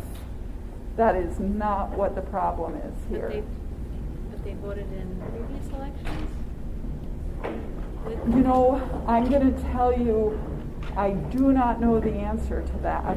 I do not know why the state does not have a reference signature, but they are not ID required. I guess I'm up with you up until the things that they aren't required to provide an ID. So ID required. ID Are required they in a is, special category? yes, ID required is a special category. ID required is my voter registration status is ID. But are there some people who we don't need ID from? You, me. We don't need ID if we vote our mail ballot. Yes. So which category is this reject code? Z2. Going back Yeah, up. Z2. We're skipping this one. Right. We went to down here, and now we're back up here to 17. All right, so, Madam Chair, just looking at these, the first one, which is RB's ballot, has no witness, so presumably, but it has no stamp on it either, so it was presumably at a voter center where we may not have provided the witness. It was a drop box. All right. This was mailed by our vendor, and it was a drop box. Okay, so that should have been rejected for no witness, not no signature, right? Well, no, because you don't have to have a witness. You don't have to have a witness? Not in Anchorage, no. In Anchorage, your signature, as Jamie said, your signature is your ID. Well, why do we even have it on there? Have what on there? the witness thing? Because what it says, if you are unable to sign, that this is the standard. If you are unable to sign, make a mark and have a witness sign. That's what the code says. And that's Wouldn't that be a mark? It's not an X, but it's a mark. okay. If we have, it is, but there's no witness. Oh. Yeah, so there's But no this witness one, on this this one. one. Okay, so this one is witness. That would be a mark. All right, so again, I'm gonna just, Jessica, I'm sorry to just kind of throw things on your list. This is something where we put, we reject a lot of things for people not doing their stuff, and then we've got a peripheral requirement that's only required in the case of not a signature, but in case of the X mark. So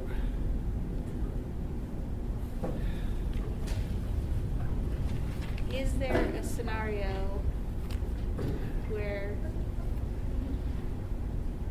people can vote without ever having to produce ID the first time?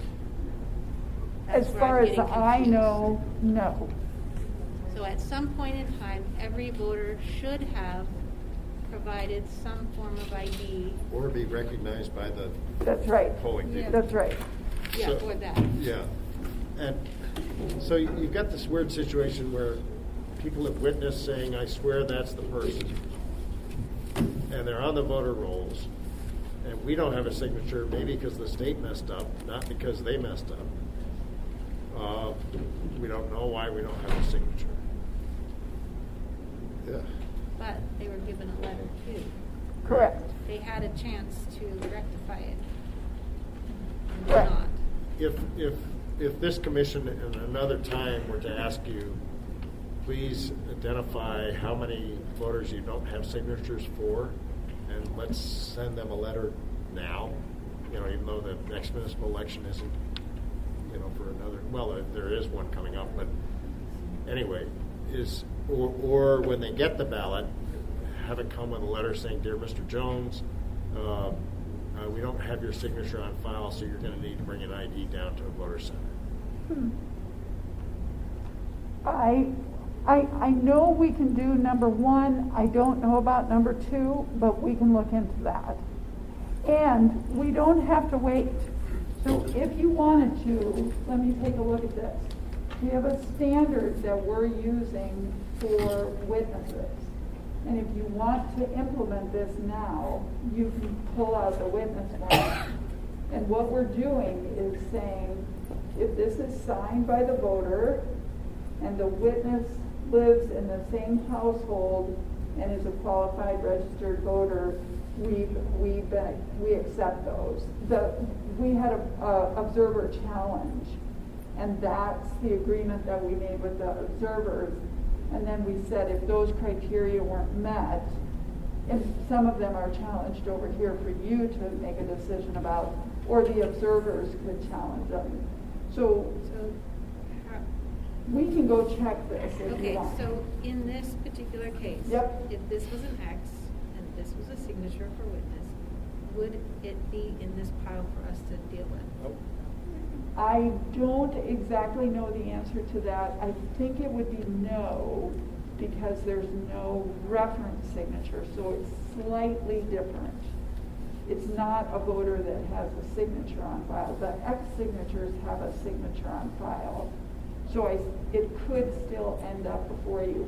Some voters in the voter registration database have an X for their signature.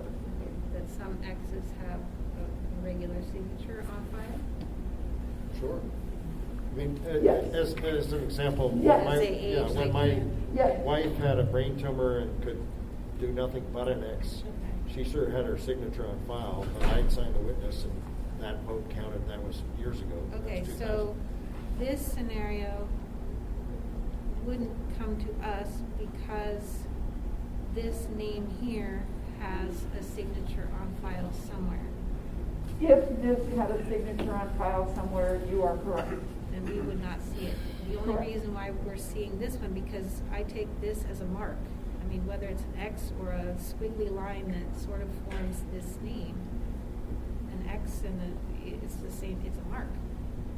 But that doesn't make But any if sense this- because that doesn't make any sense because then I could sign your ballot and have my friend witness it. And then we would be counting your ballot even though I voted it.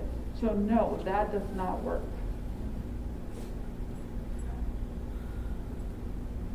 Okay, we're getting these because There's This no is- reference signature.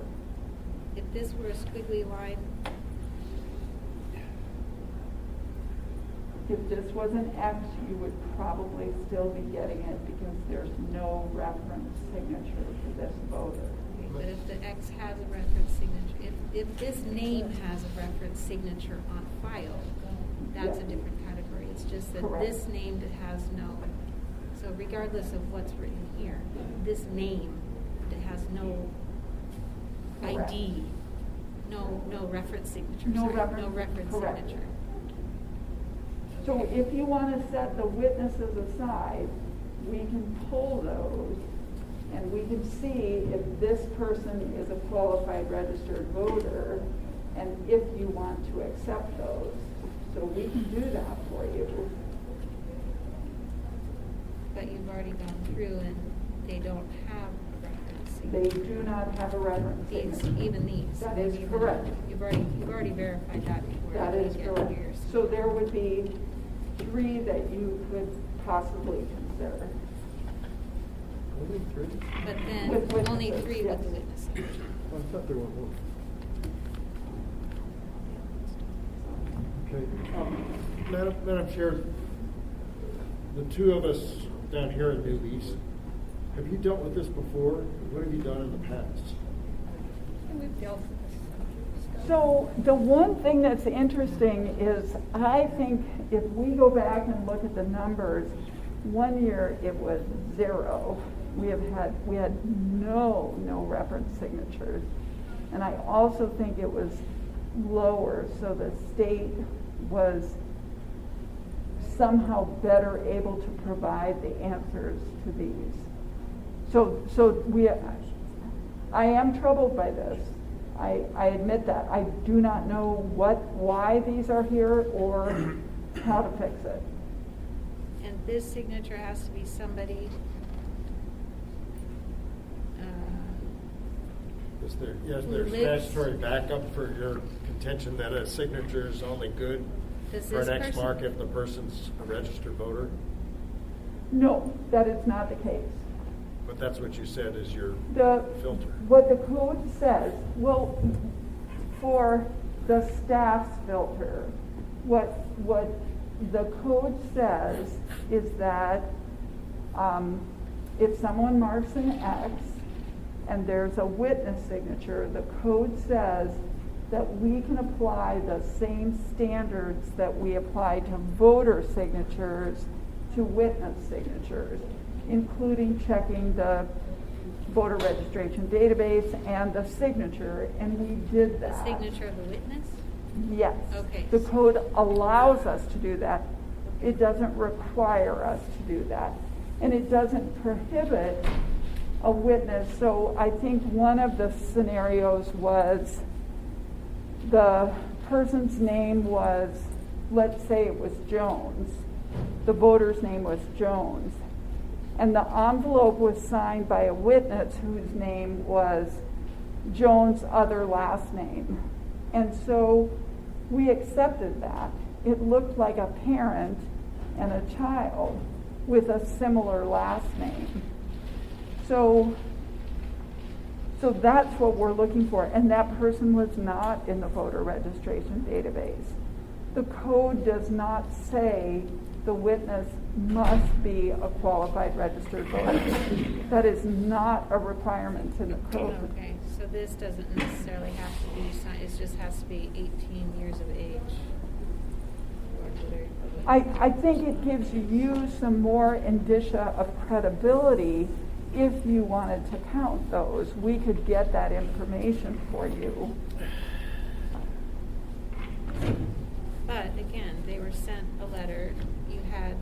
who rectified it. Yes. And they did with the letter. The letter is dated mid-April. Yeah, there's probably all different letters. Well, yeah, April 6th, April Yep. 11th. Yep. Well, giving them, I'd say, a sufficient amount of time.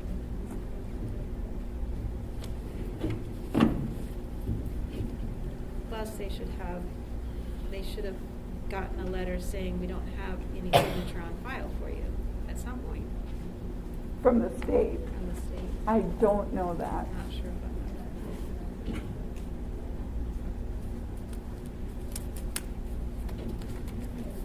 I think we've gotten sufficient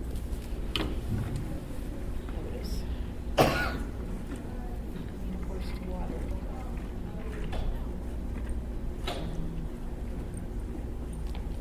I'm going to start the next category. If you have any questions down there, please let me know. These envelopes, we have 7, I believe. And of these 7, 5 of them were signed on the voter line by the power of attorney. And that is not okay. A power of attorney cannot vote the envelope. So those are the 5. There are 2 that we decided to give to you, and these 2 have a mark. And then the witness was the power of attorney. And the code says, and we can quote the code to you, that power of attorney cannot vote the ballot. And I'm sure it's when the mark or signature on the outside of the envelope appears to be made by the power of attorney. So these 5 are not allowed because the power of attorney signed on the signature line. These ones are an X, and the power of attorney signed on the witness line. So we just wanted to point this out to you, and we think that these 2 can be counted, but those ones probably cannot.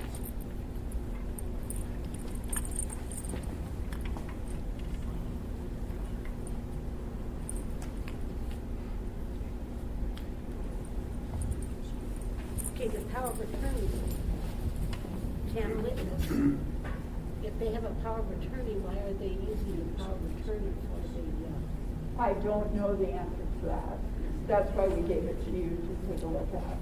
okay, no, it's not on that, it's on that one. Right. It was this one, yeah. I think it says, I think the question is, in the code here, it says, when the mark or signature on the envelope appears to be made by the power of attorney. And I think it does not look like the mark was made by the power of attorney in those 2. It looks like the voter made the mark. Okay, and what kind of letter for cure was sent? So there is no cure letter sent.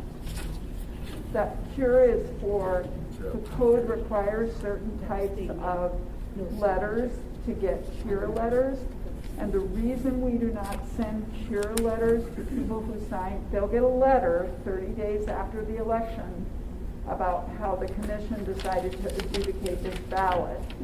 If we send the letter ahead of time, then the power of attorney can vote the ballot and mark an X and sign it. So we're concerned that we would be telling someone how to commit fraud.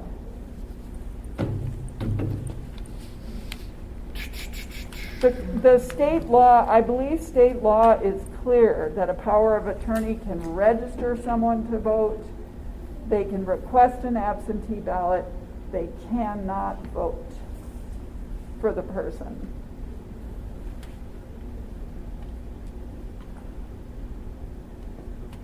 Barbara, and I think you covered this one just a while ago, but the cure letter right here says must be cured by 4 p.m.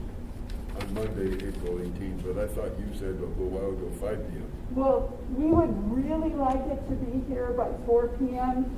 because we have to flip this work session around, and that's the start of your public session of canvas. Then we can change all of the numbers. The code says the start of the public session of canvas, that is 5 p.m. Oh, and that is the drop dead. That is the time. drop dead. Okay, so if somebody came in between 4 and 5, We would one take of the it. two We or- would scramble and get it. And actually, you know, if voters come to the meeting and they were too late, but if they tell you, I have my cure letter, just tell us what to do. You'll still accept it, but Are people streaming in the door curing today?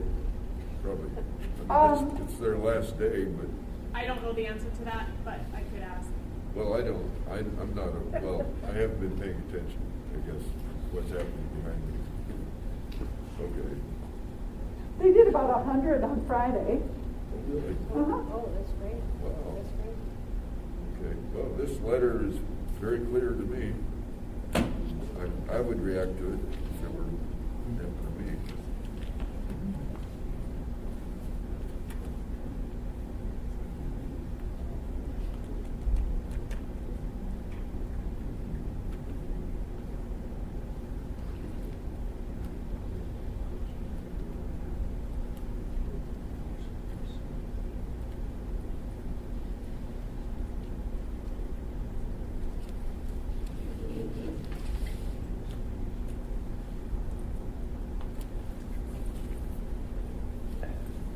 Can I ask the question again about precedent on these power of attorney ones?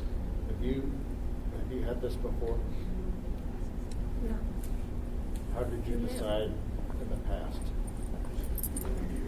They're rejected. If the power of attorney signs on the signature line, they are rejected. We have never had one before where there is an X and the power of attorney signs on the witness line. I've never seen that before. I understand that it is legal to falsely sign, forge a signature, or cast another person's ballot. But having been power of attorney for my mother who couldn't write in the end, you know, I never voted for her, but, you know. I'm power of attorney for my mom, and I think I can sign anything medical, but I mean, Right. I could Well, call or do whatever. The power of attorney document for me said I could sign anything except a will. And how was I going to know otherwise, you know, if I signed that? But,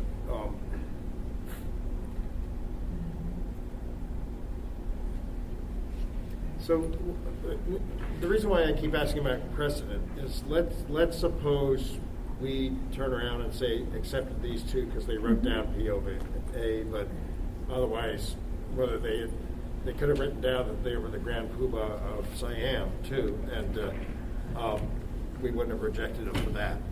So if we do that, but you rejected them all in the past, are we opening you up or the city up to lawsuit or the assembly saying, gosh, your election commission keeps changing direction? I mean, I guess what I'm concerned about is that if this election commission is going to change a precedent on a motion like this, we should know what the precedent is. I'm guessing, but I don't know. I mean, again, Jessica, sorry for keep dragging you into this, but I mean, what do you all think as an attorney? I mean, if you had to defend our action, your defense is either say, yeah, the election commission did its independent judgment, precedent be damned, or we should do as part of a letter to the assembly, your code is very unclear on these issues. And whether we're consistent or not, this is a place you ought to fix it.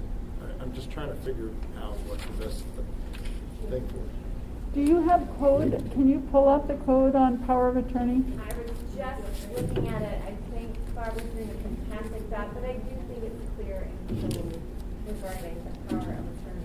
I just had it in front of me. I think it was done one way in the past, and then we change it now. Right, so in code we're in 281060, and this is Anchorage Municipal Code.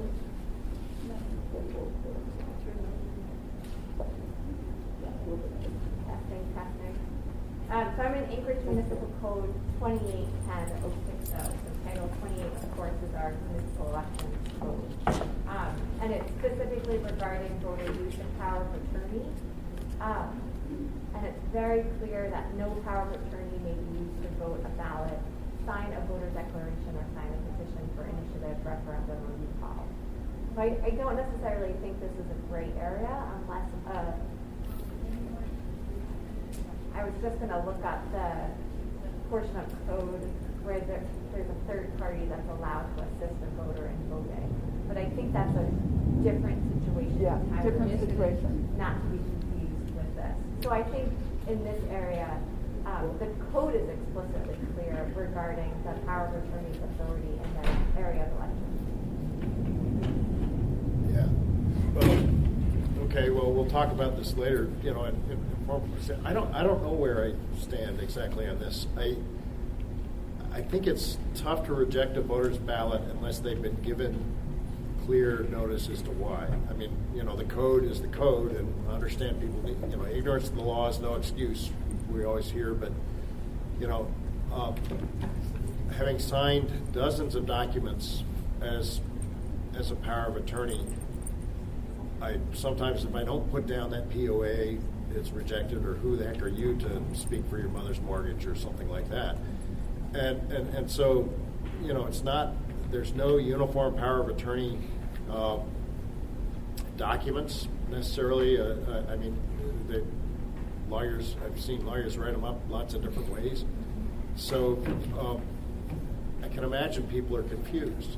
Now, confusion is not a reason to let them by, but if they follow the you know, it's at least a recommendation to put this on the form. Do not sign this witness. You're not necessary to sign this witness unless A, you think the signature is different than what's in our database, or B, that you cannot sign this form as power of attorney.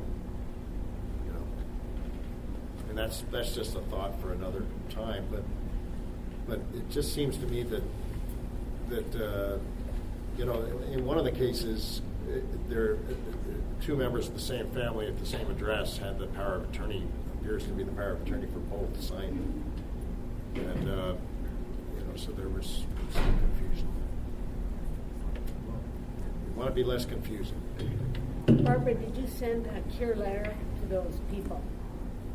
No, and I think this may have been Celia's question. If you want me to, you could just tell me to answer her questions. I can't, but you as the chair can tell me. The answer is no, we do not send cure letters to these people, and there's a couple of reasons. One, it's not required by the code. The code allows us to send letters to voters to cure no sig match, no reference sig, no ID. I believe those are the required ones. We also send a letter if there's 2 ballots in the envelope, or if there's an empty envelope. So we're trying to get the voters to cure. But we've talked with the observers about this, and the dilemma in this case is if you tell someone, don't sign the way you sign it differently, we feel that we are encouraging people to commit fraud. We don't think we should be in the position of telling them how to sign something that they signed wrong. So that's our position. I think if there were clearer instructions, that would be more neutral. But I still think it may be problematic because you're telling people, you can go ahead and vote this ballot for this person, just put an X. You're telling them how to commit fraud. Right. And I'm concerned about that. Except that as a power of attorney, I can sign all kinds of things for my mother. why would I think it would be different for voting unless I went to 2810-060 prior to the election Well, to find so out that, I can think do anything? I would posit this for an answer, but I think Jessica and Dee are acting as your lawyers and would need to say this. But I think the answer is that voting is a personal right, and it is different than signing for a mortgage or, entering into a contract, hiring someone. Voting is a personal right, and that's why I think it's different. It's the same in state law.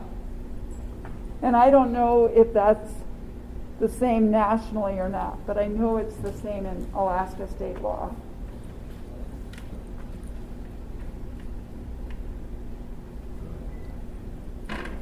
Probably went through these. One of them looks to me like it's an elderly husband, witnessing his wife's scratch.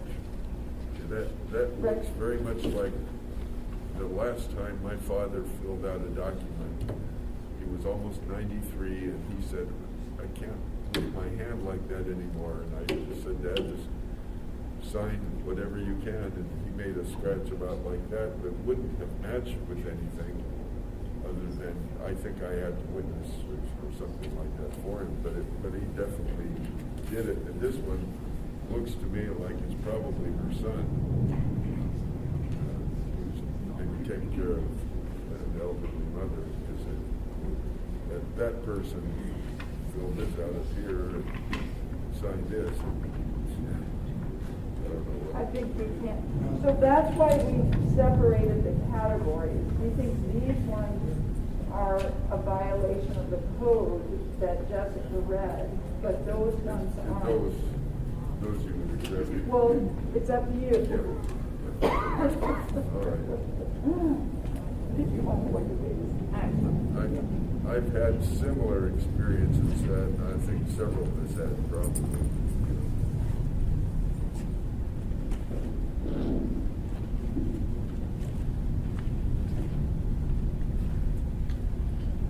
Yes. Yeah. So Barbara, are these in the same category? They're two distinct They're categories? all power of attorney, Uh-huh. but the 5 are one category, the 2 are slightly different. So the 2 have a mark, and the witness is the power of attorney. But we have never seen that before, so we wanted the commission to make a decision, as Meade was saying. Tell us what the decision is here, and we will implement that going forward. So for the commissioner, this might be one of the categories that you come back to tonight to look at it? Yeah. Those two? Okay. I know we need to get going here, so I'm going to skip the category of previous election ballots. And then I would like to take a little bit of time to talk to you about other challenges. And I know we probably don't, I'd like to take 10 minutes and then we can break. So these ones are difficult for us, and I hope they're easier for you. The first 4 are envelopes that were witnessed, 4 envelopes witnessed by the same person, all in the same household. They're young people, so you can see their signatures, that they have a variety of marks or initials, but they are not signature matches. We believe that one person witnessed and voted these ballots, and we believe they should be rejected. We have 2. We have another set. These are in the 11 category now? Yes, the So other we have- category. We have 2 more that are exactly like that. Someone signed 2 ballots who, and the ages of the persons are on we sometimes put the age on. So these are younger people, they're not elderly parents, and one person witnessed both of those. So we think those were voted by someone other than the voter. But how can you verify? You allow an X You with a can't. witness. Well, we believe that there is some indicia of fraud here. And the indicia of fraud is that the same person witnessed these envelopes. So we are just providing this to you. It is your decision. Well, I mean, I have 3 kids, and if I needed to witness, I would witness all 3 of my kids' ballots. You don't need to witness a ballot in Anchorage. There's no requirement to witness. Yeah, but that's very confusing. Well, But you you allow could- an X with a witness, so why can't why one didn't the person? voter sign it? Yeah, That's the better question, because somebody else did. okay? Yeah. All right. So on this one, which you could call indicia of fraud, or everybody's out of town on vacation except me, or whatever. One of them, I just from my understanding, is this is her legal signature on her voter registration. Is that Correct. right? Okay, and that matches that. So you would normally do that. Correct. But just because 4 of them came in together, you think it's possibly fraudulent. We Because think that is very unusual that one person in a household is witnessing initials for 4 other people in the household. Yes, we think that's very unusual. And if you want us to count it, we will. But we think that's unusual, and we wanted you to see it. This one is the same. This one is the same. This person is witnessing 2 in that household.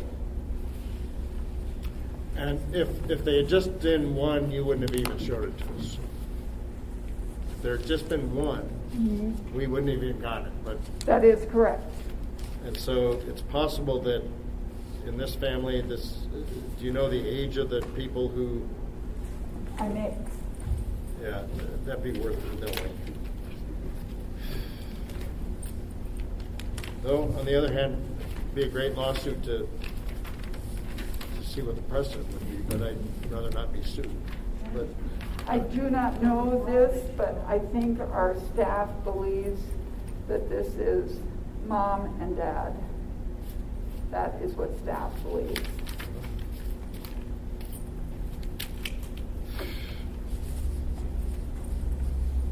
I don't know. I mean, you allow an X, so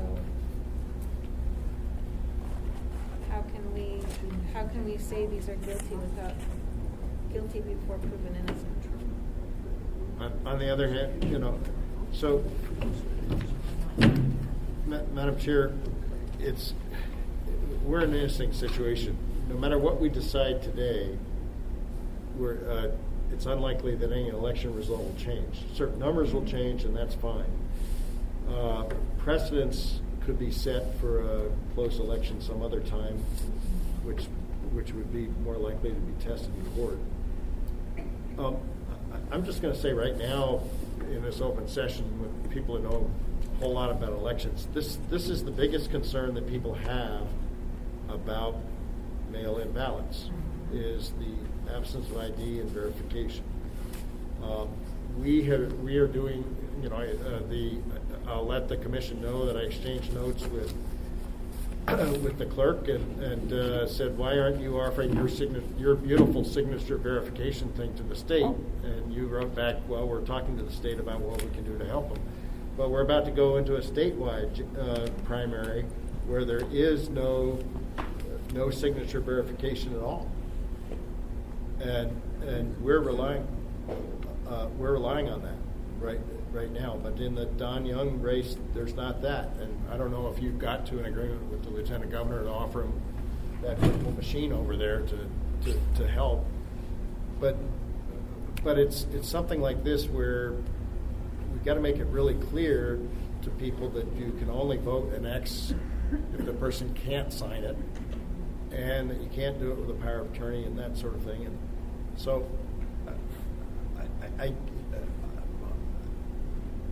I could say exactly as my colleague has here said, reject this or accept it because they followed the letter of the law.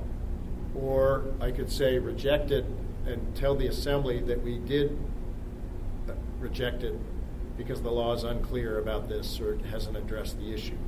Or we could also just accept it with the letter of the law and send the assembly a letter. Because, so be curious of what you think. You could say we reject this because there is an indicia of fraud. Well, yeah, I We run into brought indicia this of to fraud you all the time, but I don't know. I know Dee has a household with 4 people. I used to have a household with 4 people. But if our workers are telling us, hey, we think this is really odd that this household with 4 people all have X's and the same witness signature. We are telling you this is a problem. So your recommendation may well be that we consider referring this to prosecution. Doesn't mean we're prosecuting it, but we refer it. I would recommend that. Okay. For some of the others, I might not, but for that one, I would. And frankly, a detective can probably figure out in half an hour whether or not there's a real problem.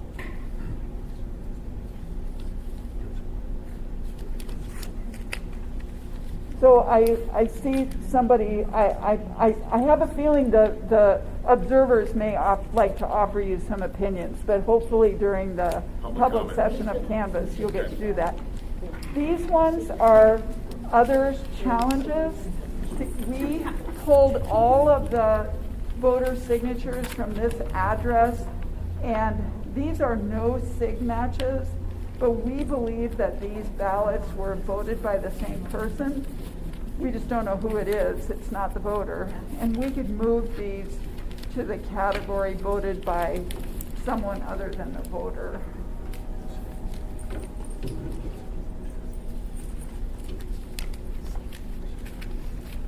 Okay, well, the fact that it happened by the same signature suggests the same problem. Yes, these are the hard ones. Right. This one was kind of unusual. We have an X and some initials and a witness. So we called the number to see if this was the person's initials or what was going on, and we never got a call back. So we tried to cure this. It was too late to send a letter.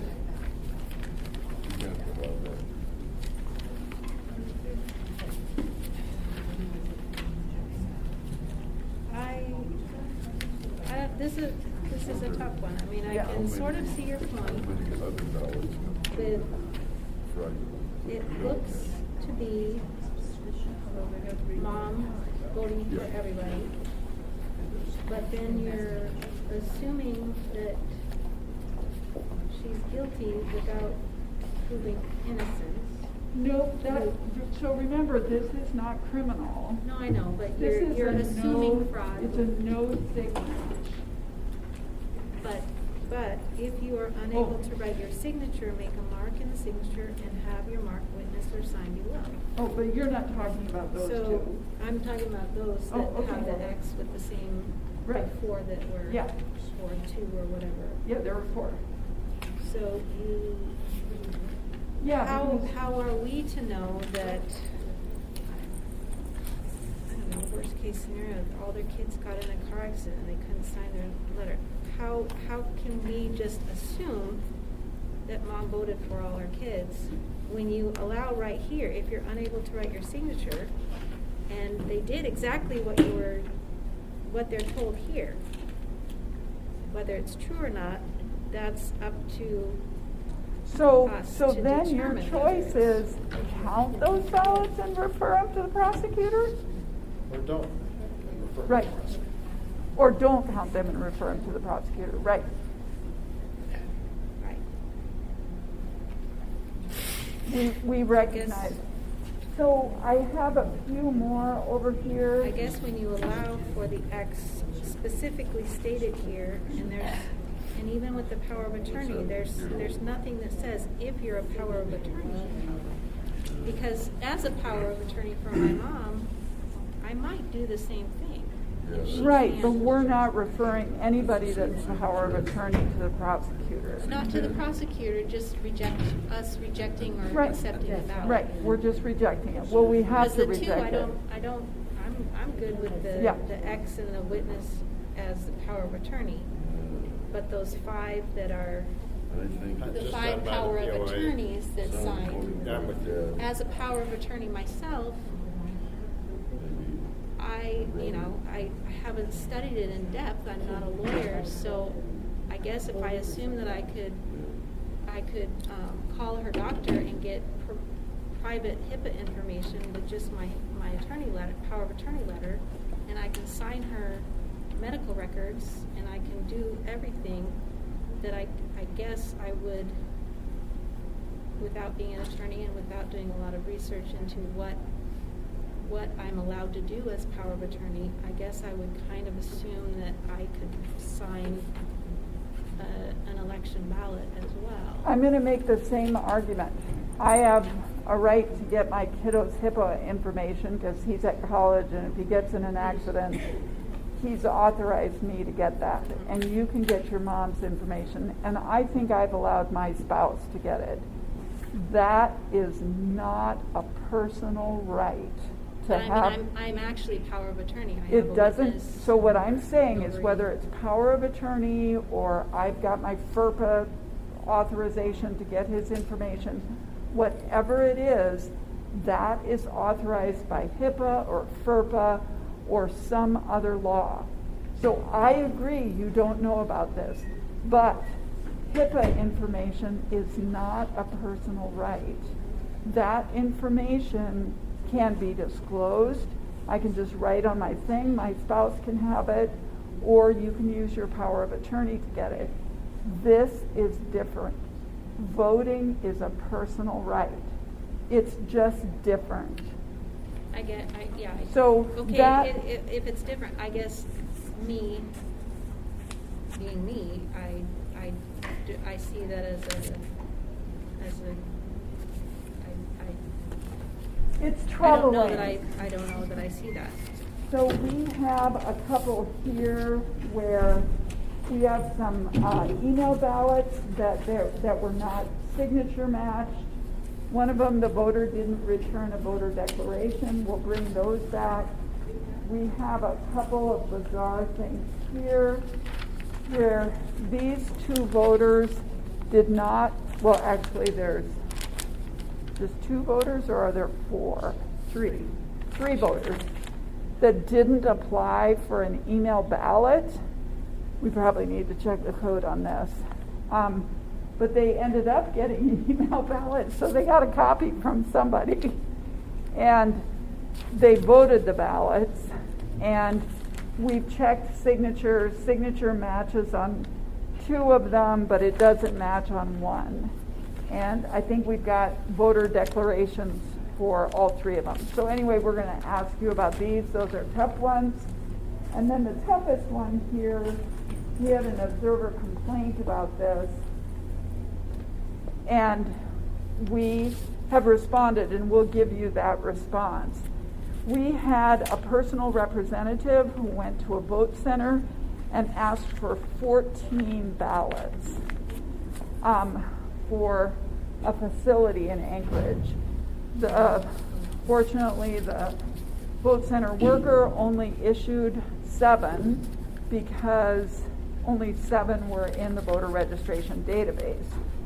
The representative filled out the form correctly on all 6 of them, and the voters filled out the forms correctly on 5 of them.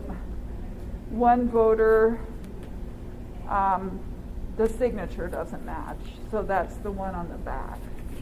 So this was an unusual situation.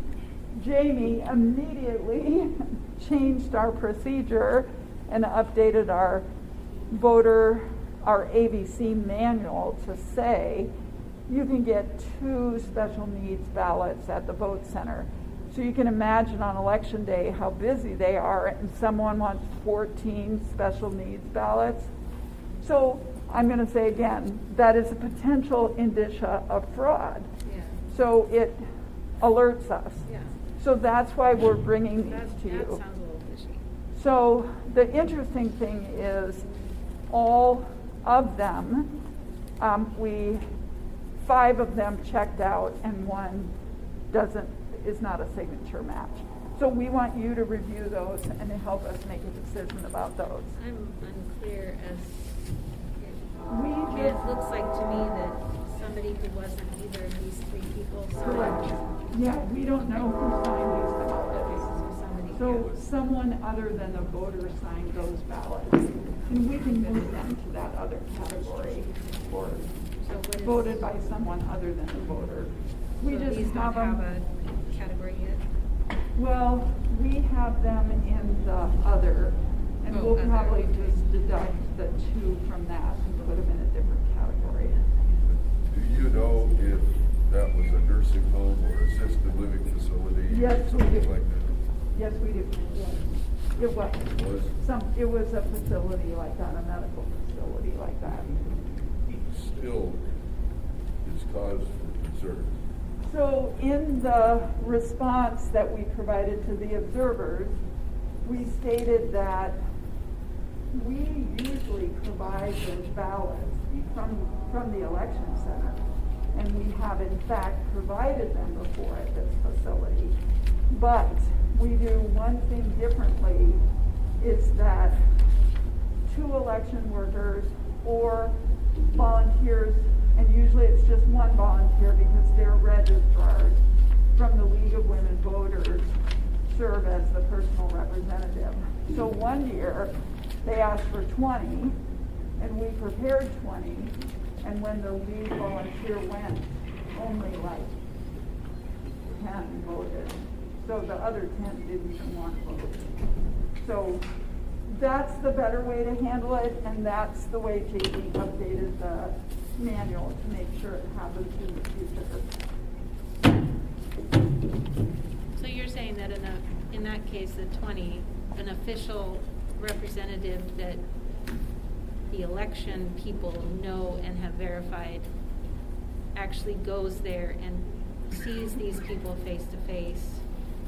Yes. Okay. And meets with them in a semi-private room and then steps away to let the voter vote Yeah. and then comes back. So yes, So it's, this person asked for 14, got 14, took them away, brought them all back in a pile, and said that 14 people voted. The person asked for 14. Yeah. Only 7 of the people that he had names for were registered voters in the database, so he took 7. He brought 6 back voted, and he brought 1 back unvoted because that voter didn't want to vote.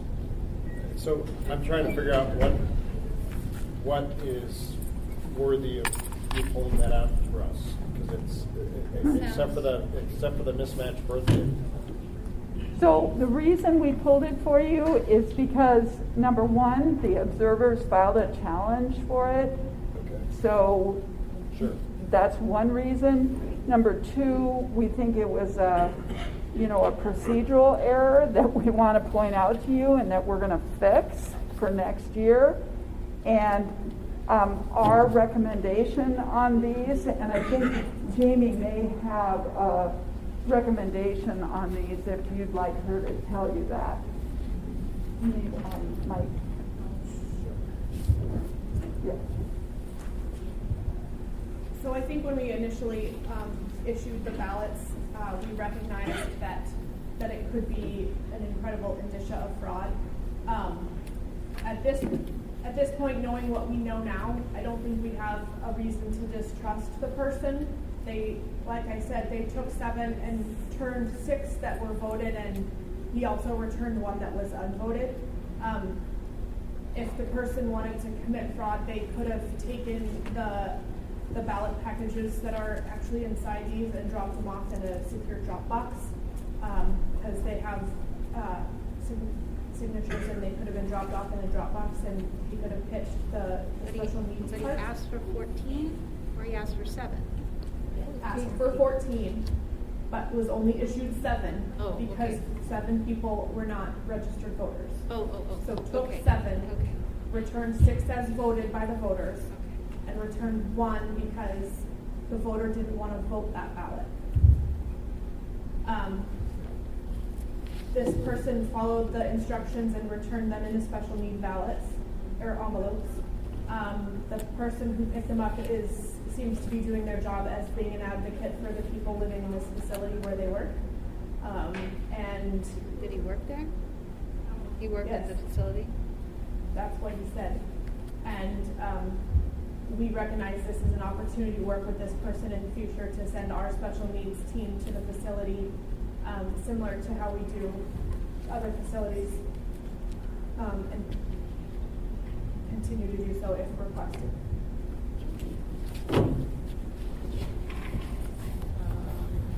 And I think that we would recommend that the commission, as Jamie said, there's 6 there, 5 are complete, and we've identified the voter. We were able to look at an identifier and a signature, and we would recommend that you count those. We just wanted to let you know about it. The one we can't match signature, and there you can see we've circled some things for ID on that one. So we can't verify that person, so we would not recommend approving that one. The 6th person who is not a signature match, their social security number is not in the database. And so where we would normally look at 2 identifiers and cure it with a no sig match, we only have 1 identifier in the database, which is their birthday. So without having a signature match, only having 1 identifier to look at, it makes it more difficult for us Did you to send a cure letter approve it. for those? For that one? Or was it on It was voting day? too late. Voting day. What? It was on voting day that he did it. Yes, they voted on election day.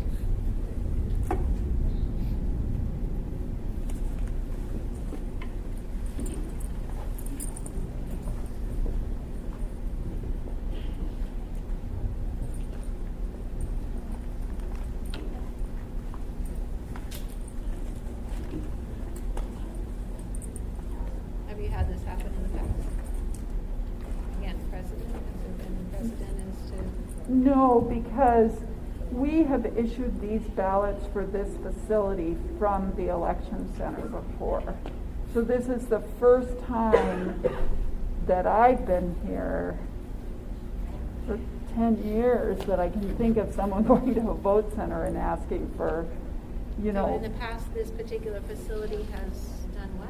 They have requested a number. We have lots of facilities, hospitals, care centers, everywhere, requesting ballots for their residents, patients, whatever. And what happens is we prepare them here at the election center, and then Send out of your records. we have 2 election workers that go out, and we had the League of Women Voters standing by on the day before an election day, and we never got we didn't have enough calls to even use them. We just used our workers. So yes, we would have taken him 7 ballots. We would have done that. But he wouldn't have been the personal representative. We would have.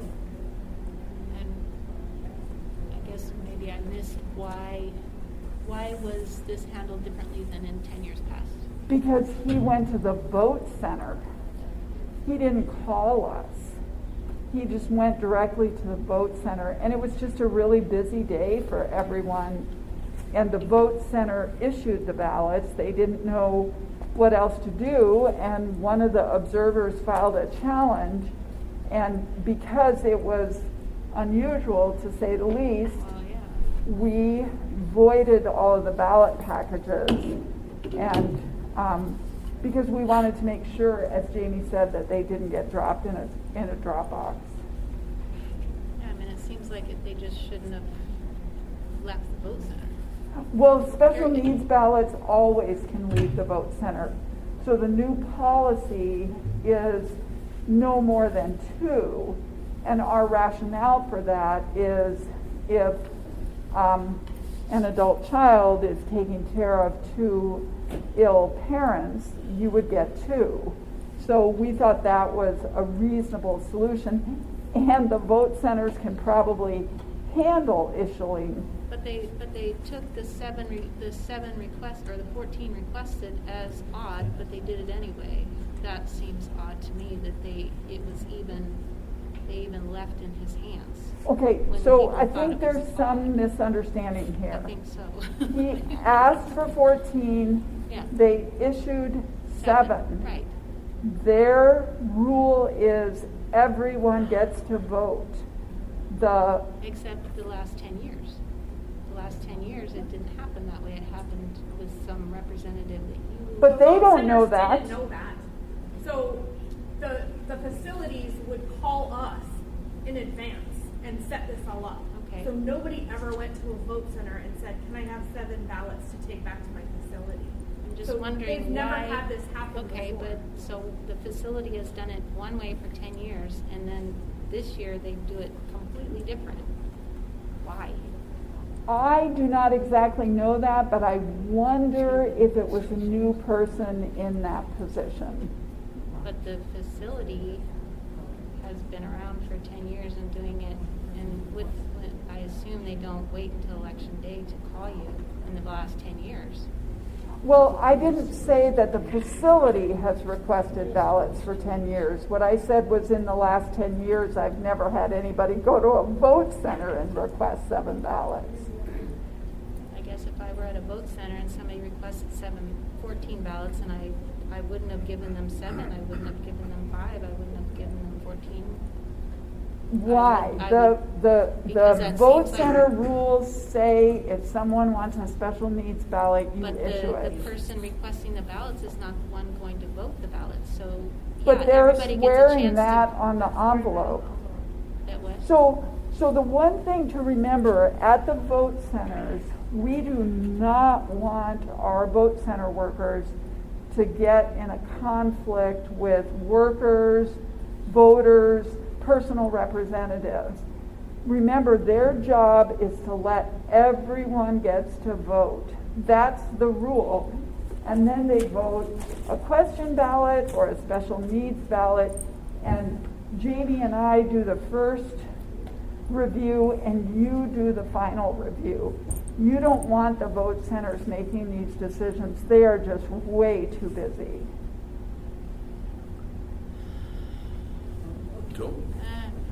Don't these people get mailed a ballot? I mean, if they're voters, if they're registered voters, they should. That's the larger question. Why didn't they get a ballot So in the what mail? happens if the ballot was mailed to them? Yes. So I think if you looked on the envelopes, you will see that almost all of them, when we go through them again, almost all of them moved. So their addresses were different.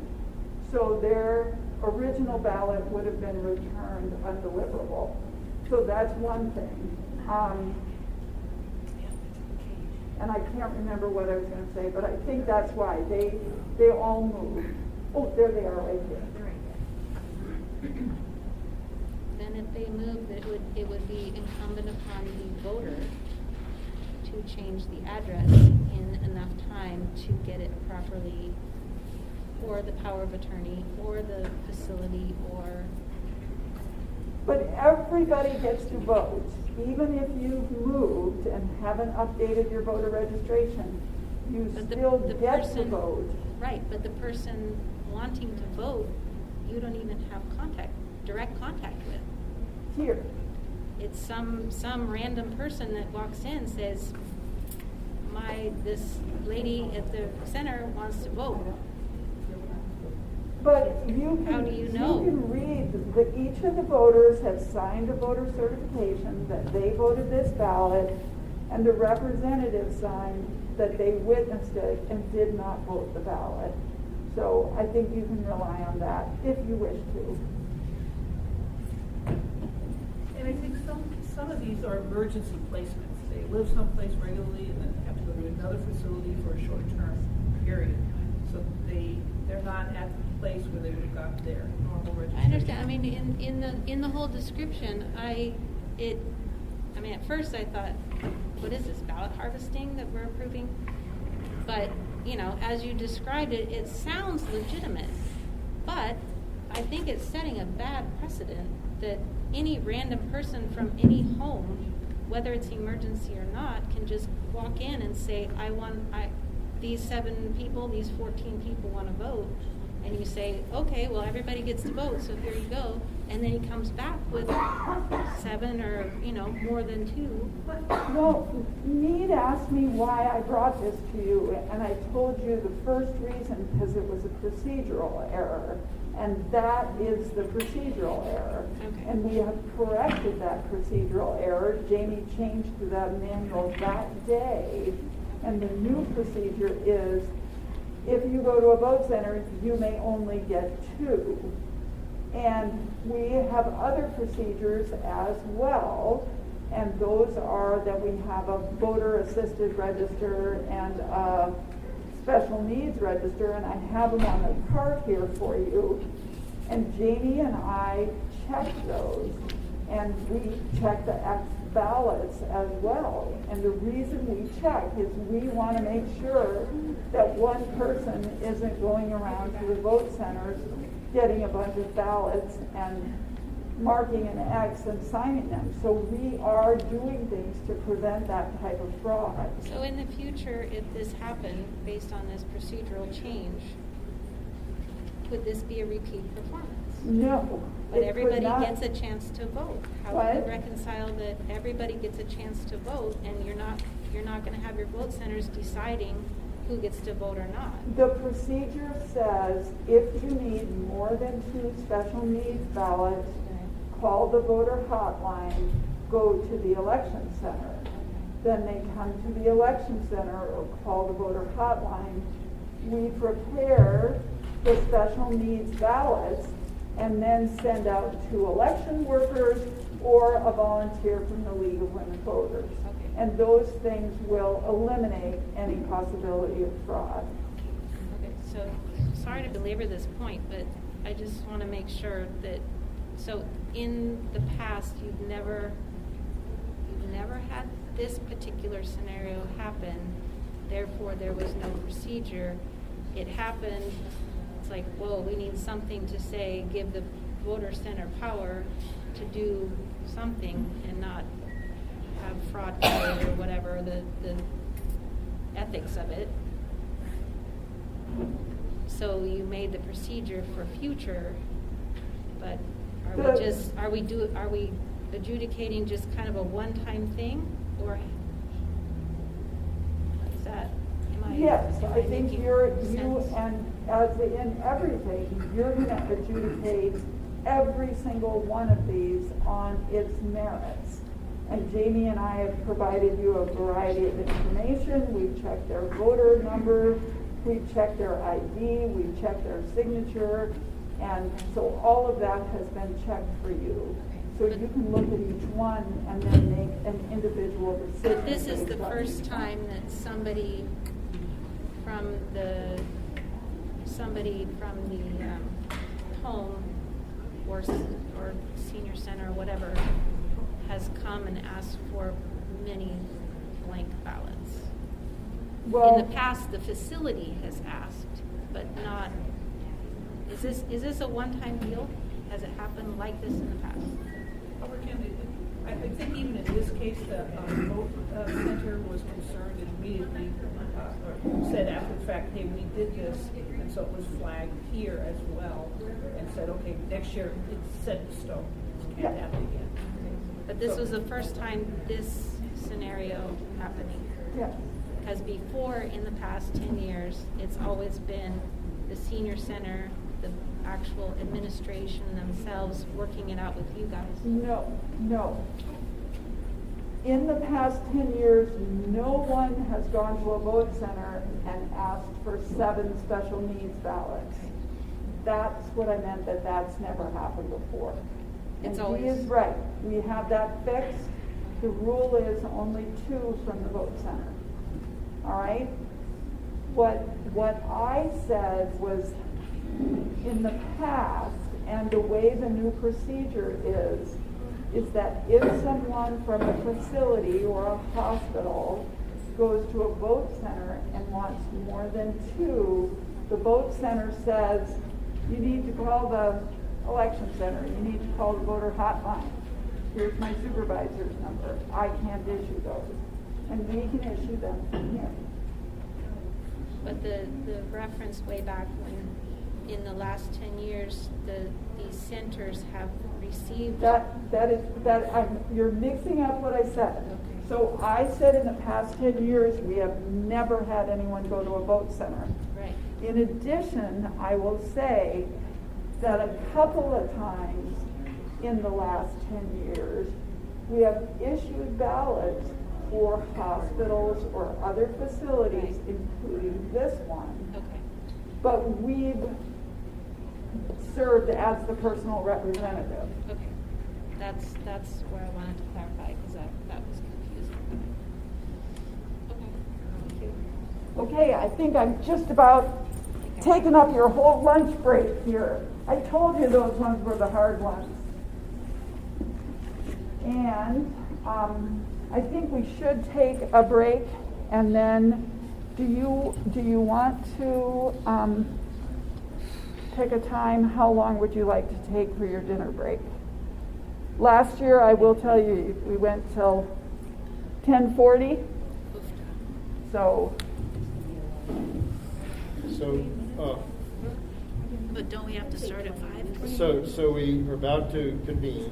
We're going to get public comment. We're going to hear from some of the people who actually raised some of these objections.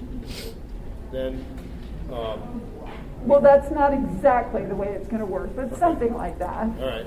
Well, what's the agenda? Well, I think Glennis has an agenda, and we'll get the agenda out to the rest of you. The agenda is, you've got some minutes, you've got roll call, and then we have the guide on here, but I think we have to table that. So then you review the pending rejected ballot envelope. So you do this same thing again. And at that time, we have 2 tables set up here.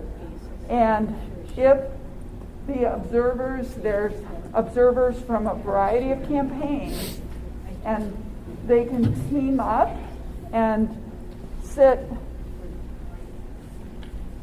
They can have a couple of, they can team up and sit here, or they can sit here, however they want to do it. And last year, let me just tell you, we had 2 tables. And we had 1 set of observers, and then we had a second set. And these observers reviewed the envelopes, and then these observers reviewed the envelopes. So that might be the most logical way to do it. And then, after we review the envelopes, you need to review the ballot adjudication challenges. And do you know how many of those there are? There's probably about 30 of those. So you've got all of these envelopes and all of the ballots to do. And then you can have comments from the observers during the challenges. I believe that for every category, the chair asks if there's any public comment on that category. So that would make sense for, like, I've got voter not registered, and you're going to reject these, and someone said, I'm in there, I was registered, here's my info from the state. So somebody could speak then, if there is anyone. And then, after that, you can take audience comments, just general comments. And the one thing we don't have on the agenda is the complaints that were filed during this election. And I would like to review those with you. So we need to get that in here somewhere too. All right, so that gives you a little better idea of what you've got going. And- okay. 20 minutes. 20 minutes. All right, so we will be back in 20 minutes. I am going to, do you want to adjourn the work session? Yeah. Hereby adjourn the work session. It is 1 minute to 5.